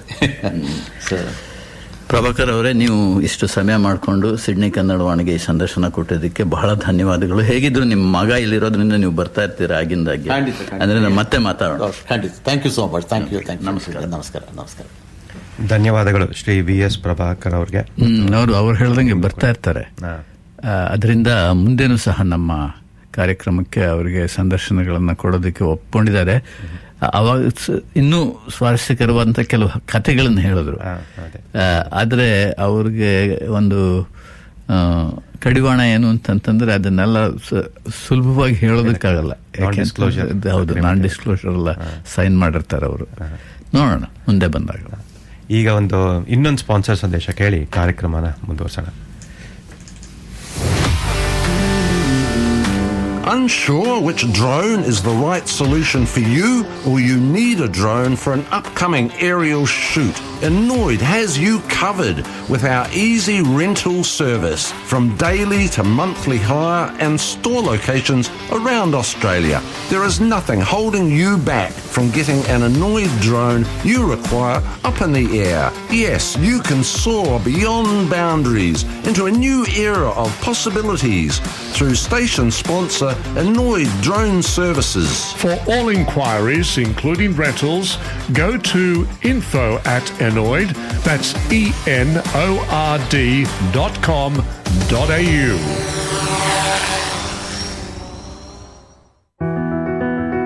During Mental Health Month, we remember those with a lived experience of mental illness, the challenges and stigma they have faced on their journey, life's ups and downs, and how their life has changed for better or for worse. During October, we recognise their efforts and stand as one in our community. Visit worldmentalhealthday.com.au. Join Dev and Mark for your drive home on Thursdays as we play cracking tunes to get you home like this. I just want to celebrate another day of living. With Santa to keep you company in traffic. And they accuse me of having an STI. Oh, no. Like, I don't have an STI. Oh, no. We said, what STI do I have? Oh, we don't know. I'm like, don't you think you're going to test that before you make these grand proclamations? Think? I mean... Of course you have to test that. Do I look like the type of person to have an STI? Moving and grooving, 5 p.m. every Thursday. On your local sound. 2 R. ನೀವು ಕೇಳ್ತಾ ಇದ್ದೀರಾ 2RRR Sydney Kannadavani ಬಾನುಲಿ ಕಾರ್ಯಕ್ರಮ. ಇವತ್ತು ನಮ್ಮ ಜೊತೆ ಶ್ರೀ ರಾಜ್ ನಟರಾಜನ್ ಅವರಿದ್ದಾರೆ ಸ್ಟುಡಿಯೋಲಿ. ಇವರು ವೆಂಕಟಕೃಷ್ಣ ವೃಂದಾವನ ಒಂದು ಡ್ಯಾನ್ಸ್ ಡ್ರಾಮಾ ನೃತ್ಯ ನಾಟಕ 1ನೇ ತಾರೀಕು ನವೆಂಬರ್ 1ನೇ ತಾರೀಕು ಯೋಚನೆ ಮಾಡಿದ್ದಾರೆ. ಫಂಡ್ ರೈಸಿಂಗ್ಗೆ 40 ಜನ ಟ್ಯಾಲೆಂಟೆಡ್ ಡ್ಯಾನ್ಸರ್ಸ್ ಅದರಲ್ಲಿ ಇದು ಮಾಡಿರೋದು. ವಿದೂಷಿ ಪಲ್ಲವಿ ಭಾಗವತ್ ಅವರು ಅದನ್ನ ಡೈರೆಕ್ಟ್ ಮಾಡಿರೋದು, ಕೊರಿಯೋಗ್ರಾಫ್ ಮಾಡಿ ಡೈರೆಕ್ಟ್ ಮಾಡಿ ಬಿಗ್ ಪ್ರೊಡಕ್ಷನ್, ಬಿಗ್ ಪ್ರೊಡಕ್ಷನ್. ಅವ್ರ ಜೊತೆ ಒಂದು ಸಂದರ್ಶನ ಅಂದ್ರೆ ಒಂದು ಕಾನ್ವರ್ಸೇಷನ್ ಮಾಡಿದೆ. ಅದರದ್ದು ರೆಕಾರ್ಡಿಂಗ್ನ ಈಗ ಕೇಳೋಣ. ಸರಿ. ನಮಸ್ಕಾರ ವಿದೂಷಿ ಪಲ್ಲವಿ ಭಾಗವತ್ ಅವರಿಗೆ 2RRR ಸಿಡ್ನಿ ಕನ್ನಡವಾಣಿ ಕಾರ್ಯಕ್ರಮಕ್ಕೆ ನಿಮಗೆ ಸ್ವಾಗತ. ನಮಸ್ತೆ. ಪಲ್ಲವಿ ಭಾಗವತ್ ಅವರೇ, ಶ್ರೀ ವೆಂಕಟಕೃಷ್ಣ ವೃಂದಾವನ ಸಿಡ್ನಿ ದೇವಸ್ಥಾನ ಅವರು ಫಂಡ್ ರೈಸಿಂಗ್ ಇವೆಂಟ್ ಆರ್ಗನೈಸ್ ಮಾಡಿದ್ದಾರೆ. ನಿಮ್ಮ ಸಂಸ್ಥೆ ನಾಟ್ಯೋಕ್ತಿಯಿಂದ ನವೆಂಬರ್ 1ನೇ ತಾರೀಕು 2025 ಕೃಷ್ಣಾವತಾರ ಡ್ಯಾನ್ಸ್ ಡ್ರಾಮಾ ಆರ್ಗನೈಸ್ ಆಗ್ತಾ ಇದೆ. ಅದ್ರ ಬಗ್ಗೆ ಸ್ವಲ್ಪ ಹೇಳ್ತೀರಾ? ಯಾವತ್ತು, ಎಲ್ಲಿ ಅಂತ? ಹೌದು, ನವೆಂಬರ್ 1ನೇ ತಾರೀಕು ಸಂಜೆ 7 ಗಂಟೆಗೆ ಜಾನ್ ಸದರ್ಲ್ಯಾಂಡ್ ಪೆನ್ರಿತ್ ಥಿಯೇಟರ್ ನಲ್ಲಿ ನಾವು ಕೃಷ್ಣಾವತಾರಂ ಅಂತ ಹೇಳುವ ನೃತ್ಯ ರೂಪಕ ಅಥವಾ ಡಾನ್ಸ್ ಡ್ರಾಮಾವನ್ನ ಮಾಡ್ತಾ ಇದ್ದೇವೆ. ಇದು ಕನ್ನಡದಲ್ಲಿ ರೆಕಾರ್ಡ್ ಆಗಿದೆ, ಬಟ್ ಎಲ್ಲಾ ಭಾಷೆಯವರಿಗೂ ಅರ್ಥವಾಗುವಂತೆ we have recorded. Will be in English, but mainly ಇದನ್ನು ನಾವು ಕನ್ನಡದಲ್ಲಿ ರೆಕಾರ್ಡ್ ಮಾಡಿದ್ದೇವೆ. ಕಾಕತಾಳೀಯ ಅನ್ನೋ ತರ ಆ ದಿನ ರಾಜ್ಯೋತ್ಸವನೂ ಕೂಡ ಅದೇ ದಿನ ನಮ್ಗೆ ಥಿಯೇಟರ್ ಸಿಕ್ತು, ಸೊ ಆ ದಿನ ಮಾಡ್ತಾ ಇದ್ದೇವೆ. ಇದನ್ನ ನಾವು SVKV ಅವರ ಫಂಡ್ ರೈಸಿಂಗ್ ಆಗಿ ಮಾಡ್ತಾ ಇದ್ದೇವೆ. ಶ್ರೀ ವೆಂಕಟಕೃಷ್ಣ ವೃಂದಾವನ ಸಿಡ್ನಿ ಅವ್ರದ್ದು ಯಾವುದೇ ಈ ಟಿಕೆಟ್ ನಲ್ಲಿ ಬಂದ ದುಡ್ಡು ಇದನ್ನ ನಾವು ಕೃಷ್ಣ ಟೆಂಪಲ್ ಡೊನೇಷನ್ ಆಗಿ ಹೋಗುತ್ತೆ. ಟಿಕೆಟ್ಗಳನ್ನ ಎಲ್ಲಿ ಖರೀದಿ ಮಾಡಬಹುದು? ಇದು ಜಾನ್ ಸದರ್ಲ್ಯಾಂಡ್ ಅವ್ರದ್ದು ಒಂದು ಲಿಂಕ್ ಇದೆ. So John Sutherland performing art centre ಅವರ ಲಿಂಕ್ ಮೂಲಕ ನೀವು ಟಿಕೆಟ್ ನ ಖರೀದಿ ಮಾಡಬಹುದು. 25ರಿಂದ 45 ವರೆಗೆ ಇದೆ ಟಿಕೆಟ್, ಬೇರೆ ಬೇರೆ ಸೀಟ್ಗಳಿಗೆ. ಅದ್ರ ಮೇಲೆ SVKV ಅಂತ ಪ್ರೊಮೋ ಕೋಡ್ ನೀವು ಕೊಟ್ರೆ ನಿಮ್ಗೆ $5 ಬೆನಿಫಿಟ್ ಕೂಡ ಸಿಗುತ್ತೆ. ಸೊ 20ರಿಂದ ನಿಮ್ಗೆ ಟಿಕೆಟ್ ಸಿಗುತ್ತೆ ಅಂತ ಹೇಳ್ಬೋದು. ಓಕೆ, $20ರಿಂದ $35 SVKV ಅಂತ ಅದು ಡಿಸ್ಕೌಂಟ್ ಕೋಡ್ ಹಾಕಿದ್ರೆ ನಿಮಗೆ $5 ಡಿಸ್ಕೌಂಟ್ ಬೇರೆ ಸಿಗುತ್ತೆ. ಕೃಷ್ಣಾವತಾರ ಡ್ಯಾನ್ಸ್ ಡ್ರಾಮಾ ಬಗ್ಗೆ ಇನ್ನೂ ಮಾತಾಡೋಣ, ಬಟ್ ಅದ್ರ ಮುಂಚೆ ನಿಮ್ಮ ಸಂಸ್ಥೆ ನಾಟ್ಯೋಕ್ತಿ, ನೀವು ಇದನ್ನ ಹೇಗ್ ಶುರು ಮಾಡಿದ್ರಿ, ಇದರ ಬ್ಯಾಕ್ ಗ್ರೌಂಡ್ ಏನು ಅಂತ ಸ್ವಲ್ಪ ಹೇಳ್ಬೋದಾ? ಧನ್ಯವಾದ ಅದನ್ನ ಕೇಳಿದಕ್ಕೆ. ನಾನು ಚಿಕ್ಕಂದಿಂದ ಮೋಸ್ಟ್ಲಿ ನಾನು 4ನೇ ಕ್ಲಾಸಿಂದ ಡಾನ್ಸ್ ಕಲಿಯಕ್ ಸ್ಟಾರ್ಟ್ ಮಾಡಿದ್ದೆ. 4ನೇ ಕ್ಲಾಸು ನನ್ಗೆ ಲೇಟ್ ಅಂತ ಅನಿಸ್ತು. ನಾನು ಯಾವಾಗ್ಲೂ ಶುರು ಹಚ್ಕೊಂಡ್ಬಿಟ್ಟಿದ್ದೆ ನನ್ನ ತಂದೆ ಅವ್ರ ಹತ್ರ, ನನ್ ಡಾನ್ಸ್ ಕಲಿಬೇಕು, ಭರತನಾಟ್ಯ ಕಲಿಬೇಕು ಅಂತ. ನಾನು ನೋಡಿದ್ದೆ ಭರತನಾಟ್ಯ ಡ್ರೆಸ್ ಅನ್ನ, ಬಟ್ ಅದ್ರಿಂದ ಜಾಸ್ತಿ ಆಗಿ ಅದ್ರ ಬಗ್ಗೆ ಏನೂ ಗೊತ್ತಿರ್ಲಿಲ್ಲ. ಡಾನ್ಸ್ ಅಂತ ಹೇಳೋದು ನಾನು 3 ವರ್ಷದಿಂದಾನೇ ಸುಮ್ನೆ ಎಲ್ಲಾ ಕಡೆ ಮಾಡ್ತಾ ಇದ್ದೆ, ಹಾಡ್ ಹಾಡಿದ ಕೂಡ್ಲೆ. ಸೊ ನಮ್ದು ತುಂಬಾ ಹಳ್ಳಿ ಇತ್ತು, ಅಲ್ಲಿ ಎಲೆಕ್ಟ್ರಿಸಿಟಿನೂ ಇರ್ಲಿಲ್ಲ. ಸೊ ಇದ್ರಿಂದಾಗಿ 4ನೇ ಕ್ಲಾಸಿಗೆ ಹೆಂಗೋ ಹಂಗೆ ನಮ್ಗೆ ಗುರುಗಳು ಸಿಕ್ಕಿದ್ರು. ಆಲ್ಮೋಸ್ಟ್ ಅಲ್ಲಿ ಹೋಗಿ ಕಲ್ತು ಬರಕ್ಕೆ ಒಂದಿನ ಆಗ್ತಿತ್ತು. ಸೊ ಶ್ರೀ ಬಾಲಕೃಷ್ಣ ನಾಟ್ಯ ಮಂಜೇಶ್ವರ ಅಂತ ಅವ್ರ ಹತ್ರ ನಾನು ಕಲಿಯಕ್ ಸ್ಟಾರ್ಟ್ ಮಾಡಿದೆ.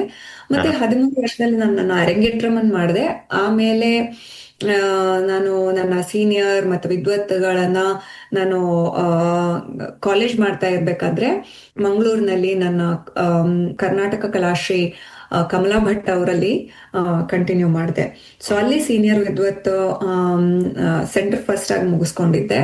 ಅದಲ್ಲದೆ ನನಗೆ ಸ್ಕಾಲರ್ಶಿಪ್ಸ್ ಬಂತು, ಕಲಾಕ್ಷೇತ್ರ ಆಗ್ಲಿ ಅಥವಾ ಕರ್ನಾಟಕ ರಾಜ್ಯದಾಗ್ಲಿ ಸ್ಕಾಲರ್ಶಿಪ್ಸ್ ಎಲ್ಲ ಬಂದಿತ್ತು, ಕಲಾತಿಲಕ ಅವಾರ್ಡ್ ಬಂದಿತ್ತು. ಇದರಿಂದಾಗಿ ಟೀಚರ್ಗೆ ನಾನು ಅಸಿಸ್ಟ್ ಮಾಡ್ತಾ ಇದ್ದೆ ಡಾನ್ಸ್ ಸ್ಕೂಲಲ್ಲಿ. ಸೊ ಅದು ನನ್ನ ಫಸ್ಟ್ ಟೀಚಿಂಗ್ ಎಕ್ಸ್ಪೀರಿಯನ್ಸ್ ಅಂತ ಹೇಳ್ಬೋದು. ಅಂದ್ರೆ ನಾನು ಅವಾಗ ಎಲ್ಲ ಒಂದು 4-5 ಜನಕ್ಕೆ ಒಂದು ಚಿಕ್ಕ ಮನೆಯಲ್ಲಿ ಹಾಲ್ ನಲ್ಲಿ ಹೇಳ್ಕೊಡೋದು, ಈ ತರ ಆಗಿ ಅವ್ರನ್ನ ಎಕ್ಸಾಮ್ಸ್ ಕುಳಿಸ್ಬೇಕಿದ್ರೆ ನಾನು ಟೀಚರ್ ಅಂಡರ್ ಅಲ್ಲಿ ಹೋಗ್ತಿದ್ದೆ. ಸೊ ಈ ತರ ಸ್ಟಾರ್ಟ್ ಮಾಡಿದ್ದು. ಯಾವತ್ತೂ ನಾನು ಡಾನ್ಸ್ ಅನ್ನ ಬಿಟ್ಟಿಲ್ಲ, ಪರ್ಫಾರ್ಮೆನ್ಸ್ ಆಗ್ಲಿ ಅಥವಾ ಕಲ್ಸೋದನ್ನಾಗ್ಲಿ ಬಿಟ್ಟಿಲ್ಲ. ಅದು ಮದ್ವೆ ಆದ್ಮೇಲೆ ಆಗಿರ್ಬೋದು ಅಥವಾ ನನ್ನ ಪೋಸ್ಟ್ ಗ್ರಾಜುಯೇಷನ್ ಆಗ್ತಾ ಇರ್ಬೇಕಾದ್ರೆ ಆಗಿರ್ಬೋದು. ಸೊ ನಾನ್ ಸ್ವಲ್ಪ ಕಡಿಮೆ ಮಾಡಿದ್ದು ಅಂತಂದ್ರೆ ನನ್ನ ಮಗು ಹುಟ್ಟಿದಾಗ ಆ ಟೈಮಲ್ಲಿ ಒಂದು 3-4 ವರ್ಷ ಸ್ವಲ್ಪ ಕಡಿಮೆ ಮಾಡಿದ್ದೆ. ಅಂದ್ರೆ ಅವಾಗ ಈ ತರ ನಮ್ಗೆ ಲ್ಯಾಪ್ಟಾಪ್, ವರ್ಕ್ ಫ್ರಮ್ ಹೋಮ್ ಇಂಥದೆಲ್ಲ ಸಾಫ್ಟ್ವೇರ್ ಅಲ್ಲಿ ಇದ್ದಿದ್ರಿಂದ 2 ಮ್ಯಾನೇಜ್ ಮಾಡಕ್ ಕಷ್ಟ ಆಗ್ತಿತ್ತು ಅಂತ ಬಿಟ್ಟಿದ್ದೆ. ಬಟ್ ನಾಟ್ಯೋಕ್ತಿ ಅಂತ ಹೇಳೋ ಹೆಸರು ಬಂದು ಮತ್ತೆ ಡಾನ್ಸ್ ಕ್ಲಾಸ್ ಅನ್ನ ಆತರ ನಂದೇ ಆರ್ಗನೈಸೇಷನ್ ಆಗಿ ದೊಡ್ಡ ಮಟ್ಟದಲ್ಲಿ ಮಾಡಕ್ ಸ್ಟಾರ್ಟ್ ಮಾಡಿದ್ ನಾನು ಬ್ಯಾಂಗ್ಳೂರಲ್ಲಿ. ಮೋಸ್ಟ್ ಪ್ರಾಬಬ್ಲಿ ಒಂದು 15 ವರ್ಷ ಹಿಂದೆ ಅಂತ ಹೇಳ್ಬೋದು. ಸೊ ಆವಾಗ ನಾನು ದೊಡ್ಡ ಮಟ್ಟಕ್ಕೆ ಸ್ಟಾರ್ಟ್ ಮಾಡಿ ಅಲ್ಲಿ ನನ್ ಕೆಲವು ಸ್ಟೂಡೆಂಟ್ಸ್ಗೆ ಅರಂಗೇಟ್ರಮ್ ಆಗೋದಾಗ್ಲಿ ಅಥವಾ ಎಕ್ಸಾಮ್ಸ್ ಕುತ್ಕೊಳ್ಳೋದಾಗ್ಲಿ ಎಲ್ಲ ಬ್ಯಾಂಗ್ಳೂರಲ್ಲೇ ನಡೆಸ್ತಾ ಇದ್ದೆ ಚೆನ್ನಾಗಿ. ಆಮೇಲೆ ಸಿಡ್ನಿಗ್ ಬಂದಿದ್ದು ನಾವು ಬರೀ 7 ವರ್ಷಗಳ ಹಿಂದೆ. ಇಲ್ಲಿಗೆ ಬಂದ ತಕ್ಷಣ ನನ್ಗೆ ಇಲ್ಲಿದು ವಾತಾವರಣ ಹೆಂಗ್ ಮಾಡೋದು ಏನು ಗೊತ್ತಿರ್ಲಿಲ್ಲ. ಇಲ್ಲಿನ ಬಿಸ್ನೆಸ್ ಮಾಡೆಲ್ ಹೆಂಗೆ ಅಂತ ಗೊತ್ತಿರ್ಲಿಲ್ಲ. ಇದನ್ನು ನಾವು ಡಾನ್ಸ್ ಅಂತ ಹೇಳ್ಕೊಳ್ಳೋಣ, ಬರೇ ನಾವು ಗುರು ಪರಂಪರೆ ಎಲ್ಲ ಹೌದು, ಬಟ್ ನಾವು ನಮ್ಮ ಲೋಕಲ್ ಬಿಸ್ನೆಸ್ ಅನ್ನು ಅರ್ತ್ಕೋಬೇಕಾಗತ್ತೆ ಇದನ್ನ ಮಾಡೋದಕ್ಕೆ. ಅದೊಂದು ಇವೆಂಟ್ ಮಾಡೋದಿರ್ಬೋದು ಅಥವಾ ಕ್ಲಾಸ್ ಮಾಡೋದು, ಹಾಲ್ ಹೈಯರ್ ಮಾಡೋದಿರ್ಬೋದು, ಫೀಸ್ ಹೇಳೋದಿರ್ಬೋದು. ಸೊ ಈ ತರದಕ್ಕೋಸ್ಕರ ನಾನೊಂದು 4 ತಿಂಗಳು ಬ್ರೇಕ್ ತಗೊಂಡೆ ಅಂತ ಹೇಳ್ಬೋದು ಇಲ್ಲಿಗೆ ಬಂದ್ಮೇಲೆ. ಸೊ ಇಲ್ಲಿಗೆ ಬಂದ ನಂತರ ಪುನಃ ಕಂಟಿನ್ಯೂ ಮಾಡಿದೆ. ಇವಾಗ ಗುರುಗಳ ದಯೆಯಿಂದ ಇರ್ಬೋದು ಅಥವಾ ಜನರ ಪ್ರೀತಿಯಿಂದ ಇರ್ಬೋದು 4 ಬ್ರಾಂಚ್ ಇದೆ ನಮ್ದು, ರೌಸಿಲ್, ಲೆಪ್ಪಿಂಗ್, ಪ್ಯಾರಾಮಟ್ಟ ಎಲ್ಲ ಸೇರಿ ಹಾಗೆ ಮುಂದುವರಿತಾ ಇದೆ ನಾಟ್ಯೋಕ್ತಿ. ಮೊನ್ನೆ ನಿಮ್ಮ team Asian performance multicultural event ಆಯ್ತು. New South Wales parliament house ಅಲ್ಲಿ ನೀವು ಇಂಡಿಯಾನ ರೆಪ್ರೆಸೆಂಟ್ ಮಾಡಿದ್ರೆ ಅದಕ್ಕೆ ಮೊದಲನೇದಾಗಿ ಅಭಿನಂದನೆಗಳು. ಅದ್ರ ಬಗ್ಗೆ ಸ್ವಲ್ಪ ಹೇಳ್ತೀರಾ? ತುಂಬಾ ಧನ್ಯವಾದ. ಹೌದು, ತುಂಬಾ ಒಳ್ಳೆಯ ಅಪರ್ಚುನಿಟಿ ಇತ್ತಿದು. ಏಕಂದ್ರೆ ಏಷಿಯನ್ ಅಂತ ಹೇಳೋದು ಸೌತ್ ಈಸ್ಟ್ ಏಷಿಯನ್ಗೋಸ್ಕರ ಮಾಡಿದಂತಹ ಒಂದು ಕೌನ್ಸಿಲ್ ಅದು. ಇದು ಗೌರ್ಮೆಂಟ್ ಇಂದ ಸ್ಪಾನ್ಸರ್ಡ್ ಕೌನ್ಸಿಲ್. ಸೊ ಇದನ್ನ ಅವರು ಸೌತ್ ಈಸ್ಟ್ ಏಷಿಯನ್ಸ್ ಇದು ಕಲ್ಚರ್ಸ್ ಆಗಿರ್ಬೋದು ಅಥವಾ ಅವರನ್ನ ಎಕನಾಮಿಕಲಿ ಅಥವಾ financially we are all well off, we are all doing very good in this country. But ಆದ್ರೂ ಕಲ್ಚರಲ್ಸ್ ಗ್ಯಾಪ್ ಇರಬಾರ್ದು. ನಮ್ ಕಲ್ಚರೂ ಎಲ್ರಿಗೂ ಅರ್ಥ ಆಗ್ಬೇಕು. ಅದ್ ಭಾಷೆ ಆಗಿರ್ಬೋದು, ನೃತ್ಯ ಆಗಿರ್ಬೋದು, ಸಂಗೀತ ಆಗಿರ್ಬೋದು, ಇದನ್ನ ನಾವು ಪ್ರಮೋಟ್ ಮಾಡ್ಬೇಕು. ಮತ್ತೆ ಎಲ್ರಿಗೂ ಅವಕಾಶಗಳು ಗೌರ್ಮೆಂಟ್ ಲೆವೆಲ್ ಅಲ್ಲೂ ಸಿಗ್ಬೇಕು ಅಂತ ಹೇಳೋ ದೃಷ್ಟಿಯಿಂದ ಈ ಕೌನ್ಸಿಲ್ ಸ್ಟಾರ್ಟ್ ಆಗಿದೆ. ಮಿಶೆಲ್ ಕೆಲ್ಲಿ ಅವ್ರದ್ದು ಅವಾರ್ಡ್ನು MKB ಅವಾರ್ಡ್ಸ್ ಅಂತ ಅದನ್ನು ಸ್ಟಾರ್ಟ್ ಆಗಿತ್ತು. ಸೊ ಇದ್ರ ಇನಾಗ್ರೇಷನ್ಗೋಸ್ಕರ ಒಂದು ಇವೆಂಟ್ ಇಟ್ಕೊಂಡಿದ್ರು. ಅದ್ರಲ್ಲಿ ಭಾರತದ ಯಾವ್ದಾದ್ರು ಕ್ಲಾಸಿಕಲ್ ಡಾನ್ಸ್ ಮಾಡಿ ಅಂತ ಹೇಳಿದ್ರು. ನಾನು ಹೇಳಿದೆ ಭಾರತದಲ್ಲಿ ಆಲ್ರೆಡಿ 8 ಕ್ಲಾಸಿಕಲ್ ಡಾನ್ಸ್ ಇದೆ, ಅದ್ರಲ್ಲಿ ನನ್ಗೆ ಗೊತ್ತಿರುವಂತದ್ದು 4 ಮಾತ್ರ ಅಂತ. ಹೆಚ್ಚಿನವ್ರಿಗೆ 1 ಗೊತ್ತಿರ್ತದೆ. ನನ್ಗೆ 8ರಲ್ಲಿ ಏನೋ ಒಂದು ದಯದಿಂದ 4 ಸ್ವಲ್ಪ ಮಟ್ಟಿಗೆ ಕಲ್ತಿದ್ದೀನಿ. ಬಟ್ ಭರತನಾಟ್ಯದಲ್ಲಿ ನಾನು ನನ್ನ ವಿದ್ವತ್ತನ್ನ ಮಾಡಿರೋದು, ಕೃಷಿ ಮಾಡಿರೋದು ಭರತನಾಟ್ಯದಲ್ಲಿ. ಸೊ ನಾನು ಒಂದು ಹೆಚ್ಚಾಗಿ ಭರತನಾಟ್ಯದ ಬಗ್ಗೆ ಇವಾಗ ಸ್ವಲ್ಪ ಜ್ಞಾನ ಮೂಡಿದೆ. ತುಂಬಾ ಕಡೆ ಭರತನಾಟ್ಯ ಮಾಡಿದ್ದೇನೆ ನಾನು. ಸೊ ನಾನು ಈ ಸಲ ಕೂಚಿಪುಡಿ ಮಾಡ್ತೇನೆ ಅಂತ ಹೇಳ್ಬಿಟ್ಟು ಕೂಚಿಪುಡಿ ಮಾಡಿದೆ. ಮತ್ತೆ ತಲೆ ಮೇಲೆ ಚೆಂಬು ಇಟ್ಬಿಟ್ಟು ಕಲಶ ಇಟ್ಟು ತಟ್ಟೆ ಮೇಲೆ ಡಾನ್ಸ್ ಮಾಡಿದೆ. ಅದೆಲ್ಲರಿಗೂ ಅವ್ರಿಗೆ ತುಂಬಾ ಇಷ್ಟ ಆಯ್ತು. ನೀವು ಆಸ್ಟ್ರೇಲಿಯಾ, ನ್ಯೂಜಿಲೆಂಡ್ ಅಲ್ಲಿ ಗ್ರಾಜುಯೇಷನ್ ಮಾಡ್ಬೇಕು ಡ್ಯಾನ್ಸ್ ಅಲ್ಲಿ ಅಂದ್ರೆ ನಿಮ್ ನಾಟ್ಯೋಕ್ತಿ ಇಸ್ ಓನ್ಲಿ ಆರ್ಗನೈಸೇಷನ್ ಸರ್ಟಿಫೈ ಮಾಡೋದಕ್ಕೆ? ಆಸ್ಟ್ರೇಲಿಯಾ ಮತ್ತೆ ನ್ಯೂಜಿಲೆಂಡ್ ಅಲ್ಲಿ ಸಂಚಾರಿ ಕಲಾ ಪರಿಷತ್ ಅಂತ ಹೇಳುವ ಆರ್ಗನೈಸೇಷನ್ ಇದೆ ಇಂಡಿಯಾದಲ್ಲಿ. ಇದು UGC MHRD ರೆಕಗ್ನೈಸ್ಡ್ ಆರ್ಗನೈಸೇಷನ್. ಇವರು ಏನ್ ಮಾಡ್ತಾರೆ ಅಂತಂದ್ರೆ ಒಂದು ಸೆಂಟರ್ಗೆ ಎಕ್ಸಾಮ್ಸ್ ನಡೆಸುವಂತಹ ಒಂದು ಸೌಲಭ್ಯವನ್ನ ಕಲ್ಪಿಸ್ಕೊಡ್ತಾರೆ.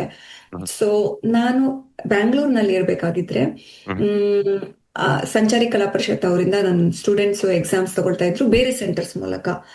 ಸೊ ಇಲ್ಲಿಗೆ ಬಂದಾಗ ನನ್ಗೆ ಇಲ್ಲಿ ಗೊತ್ತಾಯ್ತು ಆಸ್ಟ್ರೇಲಿಯಾ, ನ್ಯೂಜಿಲೆಂಡ್ ಅಲ್ಲಿ ಎಕ್ಸಾಮ್ಸ್ ನಡೀತಾ ಇಲ್ಲ. ಯಾವುದೇ ಬೋರ್ಡ್ KCB ಆಗಿರ್ಬೋದು, KCB ರಾಜ್ಯ ಲೆವೆಲ್ ಅಲ್ಲಿರೋ ಬೋರ್ಡ್, ಸ್ಟೇಟ್ ಲೆವೆಲ್ ಬೋರ್ಡ್. ಸಂಚಾರಿ ಕಲಾ ಪರಿಷತ್ ಅಂತ ಹೇಳೋದು ಸ್ವಲ್ಪ ಸೆಂಟ್ರಲ್ ಲೆವೆಲ್ ಅಲ್ಲಿ, ಇವಾಗ ಇಂಟರ್ನ್ಯಾಷನಲ್ ಲೆವೆಲ್ ಅಲ್ಲಿರೋ ಬೋರ್ಡ್. ಇದು ನಮ್ಮ ಸೆಂಟ್ರಲ್ ಗವರ್ಮೆಂಟಿನ ಹ್ಯೂಮನ್ ರಿಸೋರ್ಸ್ ಅಂಡರ್ ಬರುತ್ತೆ. ಇಂಡಿಯಾದ್ದು ಹ್ಯೂಮನ್ ರಿಸೋರ್ಸ್ ಡಿಪಾರ್ಟ್ಮೆಂಟ್ ಅಂಡರ್ ಬರುತ್ತೆ. ಸೊ ಇಲ್ಲಿಗೆ ಬಂದಾಗ ನನ್ಗೆ ಗೊತ್ತಾಯ್ತು ಇಲ್ಲಿ ಯಾವುದೇ ಎಕ್ಸಾಮ್ಸ್ ನಡೀತಾ ಇಲ್ಲ ಅಂತ. ಅವಾಗ ನಾನು ಒಂದು ಆಲ್ಮೋಸ್ಟ್ 3 years ಪರ್ಸ್ಯೂ ಮಾಡಿದೀನಿ ಇದನ್ನ ಕಂಟಿನ್ಯೂಸ್ ಆಗಿ, ಇವನ್ ಥ್ರೂ ಕೋವಿಡ್. ಸೊ ಫೈನಲಿ ನಮ್ಗೆ ಆ ಸೆಂಟರ್ ಸಿಕ್ಬಿಡ್ತು. ಬಟ್ ಇದು ನಾಟ್ಯೋಕ್ತಿ ಸ್ಟೂಡೆಂಟ್ಸ್ ಮಾತ್ರ ಅಲ್ಲ, ನಾಟ್ಯೋಕ್ತಿ ಇಸ್ ಜಸ್ಟ್ ಒನ್ ಏನಂತಾರೆ centre. It is not just for Natyokti school.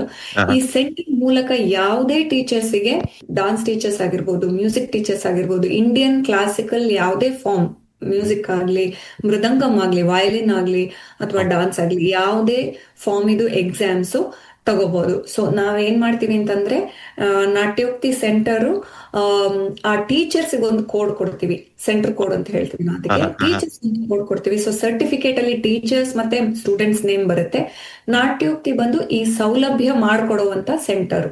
So ಸಂಚಾರಿ ಕಲಾ ಪರಿಷತ್ ಇದು ರೆಪ್ರೆಸೆಂಟೇಟಿವ್ ಅಂತ ಹೇಳ್ಬೋದು ಇಲ್ಲಿ ಆಸ್ಟ್ರೇಲಿಯಾ ಮತ್ತೆ ನ್ಯೂಜಿಲೆಂಡ್ ಅಲ್ಲಿ ಟು ಈ ಎಕ್ಸಾಮ್ಸ್ ಮಾಡ್ಕೊಡೋ, ಸೌಲಭ್ಯ ಮಾಡ್ಕೊಡೋ ಒಂದು ಮಹಾ ಸೆಂಟರ್ ಅಥವಾ ಮಹಾಪ್ರಚಾರಕ್ ಅಂತ ನನ್ ಕರೀತಾರೆ. ಸೊ ಮಹಾ ಸೆಂಟರ್ ಅಂತ ಹೇಳ್ಬೋದು. ಸೊ ನಾವು ಇಲ್ಲಿ ಎಕ್ಸಾಮ್ಸ್ ಅನ್ನ ನಡೆಸ್ತೀವಿ ಬೇರೆ ಎಲ್ಲರಿಗೂ. ಸೊ ಇದನ್ನ ಆಲ್ರೆಡಿ 2-3 ಬೇರೆ ಭರತನಾಟ್ಯಂ ಟೀಚರು ಮತ್ತೆ ಮ್ಯೂಸಿಕ್ ಟೀಚರ್ಸ್ ಇದರ ಸೌಲಭ್ಯವನ್ನ ಪಡಿತಾ ಇದ್ದಾರೆ. ಇನ್ನೂ ಹೆಚ್ಚು ಜನರಿಗೆ ಇದರ ಅರಿವು ಆಗ್ಬೇಕು. ಎಕ್ಸಾಮ್ಸ್ ನ ವ್ಯಾಲ್ಯೂ ಗೊತ್ತಾಗ್ಬೇಕು. ತುಂಬಾ ಇಂಪಾರ್ಟೆಂಟ್ ಇದು. ಯಾಕಂತ ಹೇಳಿದ್ರೆ ಹೆಚ್ಚಾಗಿ ಮಕ್ಕಳು ಎಕ್ಸಾಮ್ಸ್ ತಗೊಳ್ಳಿಲ್ಲ ಅಂತಂದ್ರೆ ಅವರು ಏನ್ ಕಲಿತಾ ಇದ್ದಾರೆ ಅಂತ ಅವ್ರ ತಂದೆ ತಾಯಂದ್ರಿಗೆ ಗೊತ್ತಿರಲ್ಲ. ಅವರು ಶಾಸ್ತ್ರ ಪ್ರಕಾರ ಕಲಿಯುವಂತಹ ಥಿಯರಿ ತುಂಬಾ ಇರುತ್ತೆ, ಅದ್ರ ಜ್ಞಾನ ತುಂಬಾ ಇದೆ. ಬರೇ ನಾವು ಇಲ್ಲಾಂದ್ರೆ ಬರೇ ಯೂಟ್ಯೂಬ್ ನೋಡಿನೂ ಕಲಿಬಹುದಲ್ವಾ. ಸೊ ಇದು ಗುರುಮುಖೇನ ಸರಿಯಾಗಿ ಕಲಿಬೇಕಾದದ್ದು. ಅದು ಏನಕ್ಕೆ ಹಾಗೆ ಕಲಿತೀವಿ ನಾವು ಅಂತ ಹೇಳೋದಕ್ಕೆ ಈ ಎಕ್ಸಾಮ್ಸ್ ತಗೊಂಡಾಗ ಗೊತ್ತಾಗುತ್ತೆ, ಮಕ್ಕಳಿಗೆ ಗೊತ್ತಾಗುತ್ತೆ, ಆ ಮಕ್ಳಿಗೆ ಹೇಳ್ಕೊಡುವಾಗ ತಂದೆ ತಾಯಿಗೂ ಗೊತ್ತಾಗುತ್ತೆ ಇಷ್ಟೊಂದು ಸೈನ್ಸ್ ಇದೆ ಅಂತ. ಪೇರೆಂಟ್ಸ್ ತುಂಬಾ ಇನ್ವಾಲ್ವ್ ಆಗ್ಬಿಡ್ತಾರೆ ಈ ಎಕ್ಸಾಮ್ಸ್ ಇಂದಾಗಿ. ಸೊ ನಾನು ತುಂಬಾ ಪೇರೆಂಟ್ಸು ನನ್ಗೆ ಕೇಳ್ಕೊಂಡ್ ಬರ್ತಾರೆ ನಮ್ಗೆ ಎಕ್ಸಾಮ್ಸ್ ತಗೋಬೇಕು ಅಂತ. ನಾನು ಇಷ್ಟೇ ಕೇಳ್ಕೊಳ್ಳೋದು, ಬೇರೆ ಟೀಚರ್ಸ್ ಹತ್ರ ಅಥವಾ in any other language, any teachers, I would encourage you guys to come and take exams with us, because students are asking me, so it's definitely they want to take exams. It's you guys who need to support them.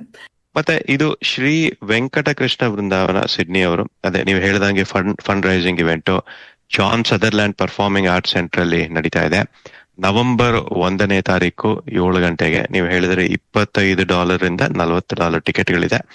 SVKV ಅಂತ ಕೋಡ್ನ ಉಪಯೋಗಿಸಿದ್ರೆ $5 ನಮ್ಗೆ discount ಸಿಗತ್ತೆ ಅಂತ.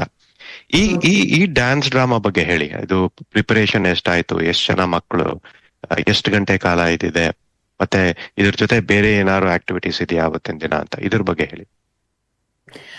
November 1ನೇ ದಿನ ನಾವು ನಮ್ಮ annual concert ಇದೆ. ಅದು ವಾಣಿ ರಸಾರಾಧನಾ ಅಂತ 4 ಗಂಟೆಯಿಂದ 6:30 ತನಕ ಇದೆ. ಅದಾದ್ಮೇಲೆ 7 ಗಂಟೆಗೆ ನಾವು ಕೃಷ್ಣಾವತಾರಮನ್ನ ಶುರು ಮಾಡ್ತೀವಿ.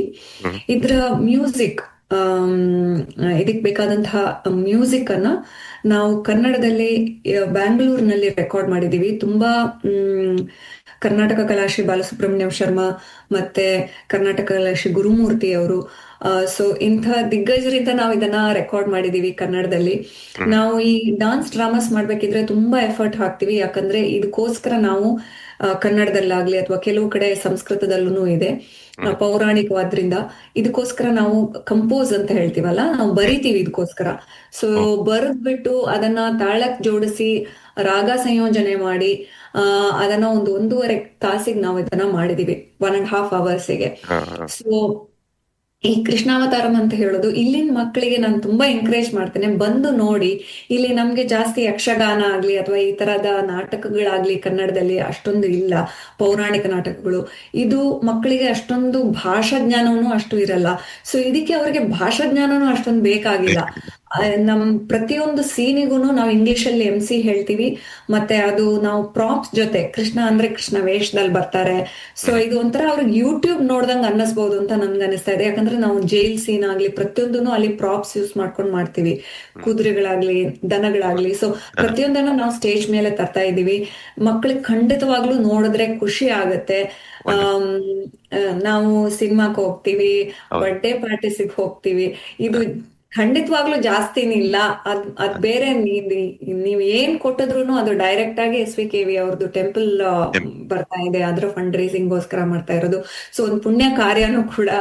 ಸೊ ಎಲ್ಲಾನು ಕೂಡ ಬರ್ತಾ ಇದೆ, ಪ್ಲೀಸ್ ಬಂದು ನೋಡಿ. ಸೊ ಎಲ್ಲ 40 ಮಕ್ಕಳು ತುಂಬಾ ಸೀನಿಯರ್ ಮಕ್ಕಳು, ಒಂದು 10-15 ಮಕ್ಕಳು ಅವ್ರ ಕ್ಯಾರೆಕ್ಟರ್ಗೋಸ್ಕರ ಸ್ವಲ್ಪ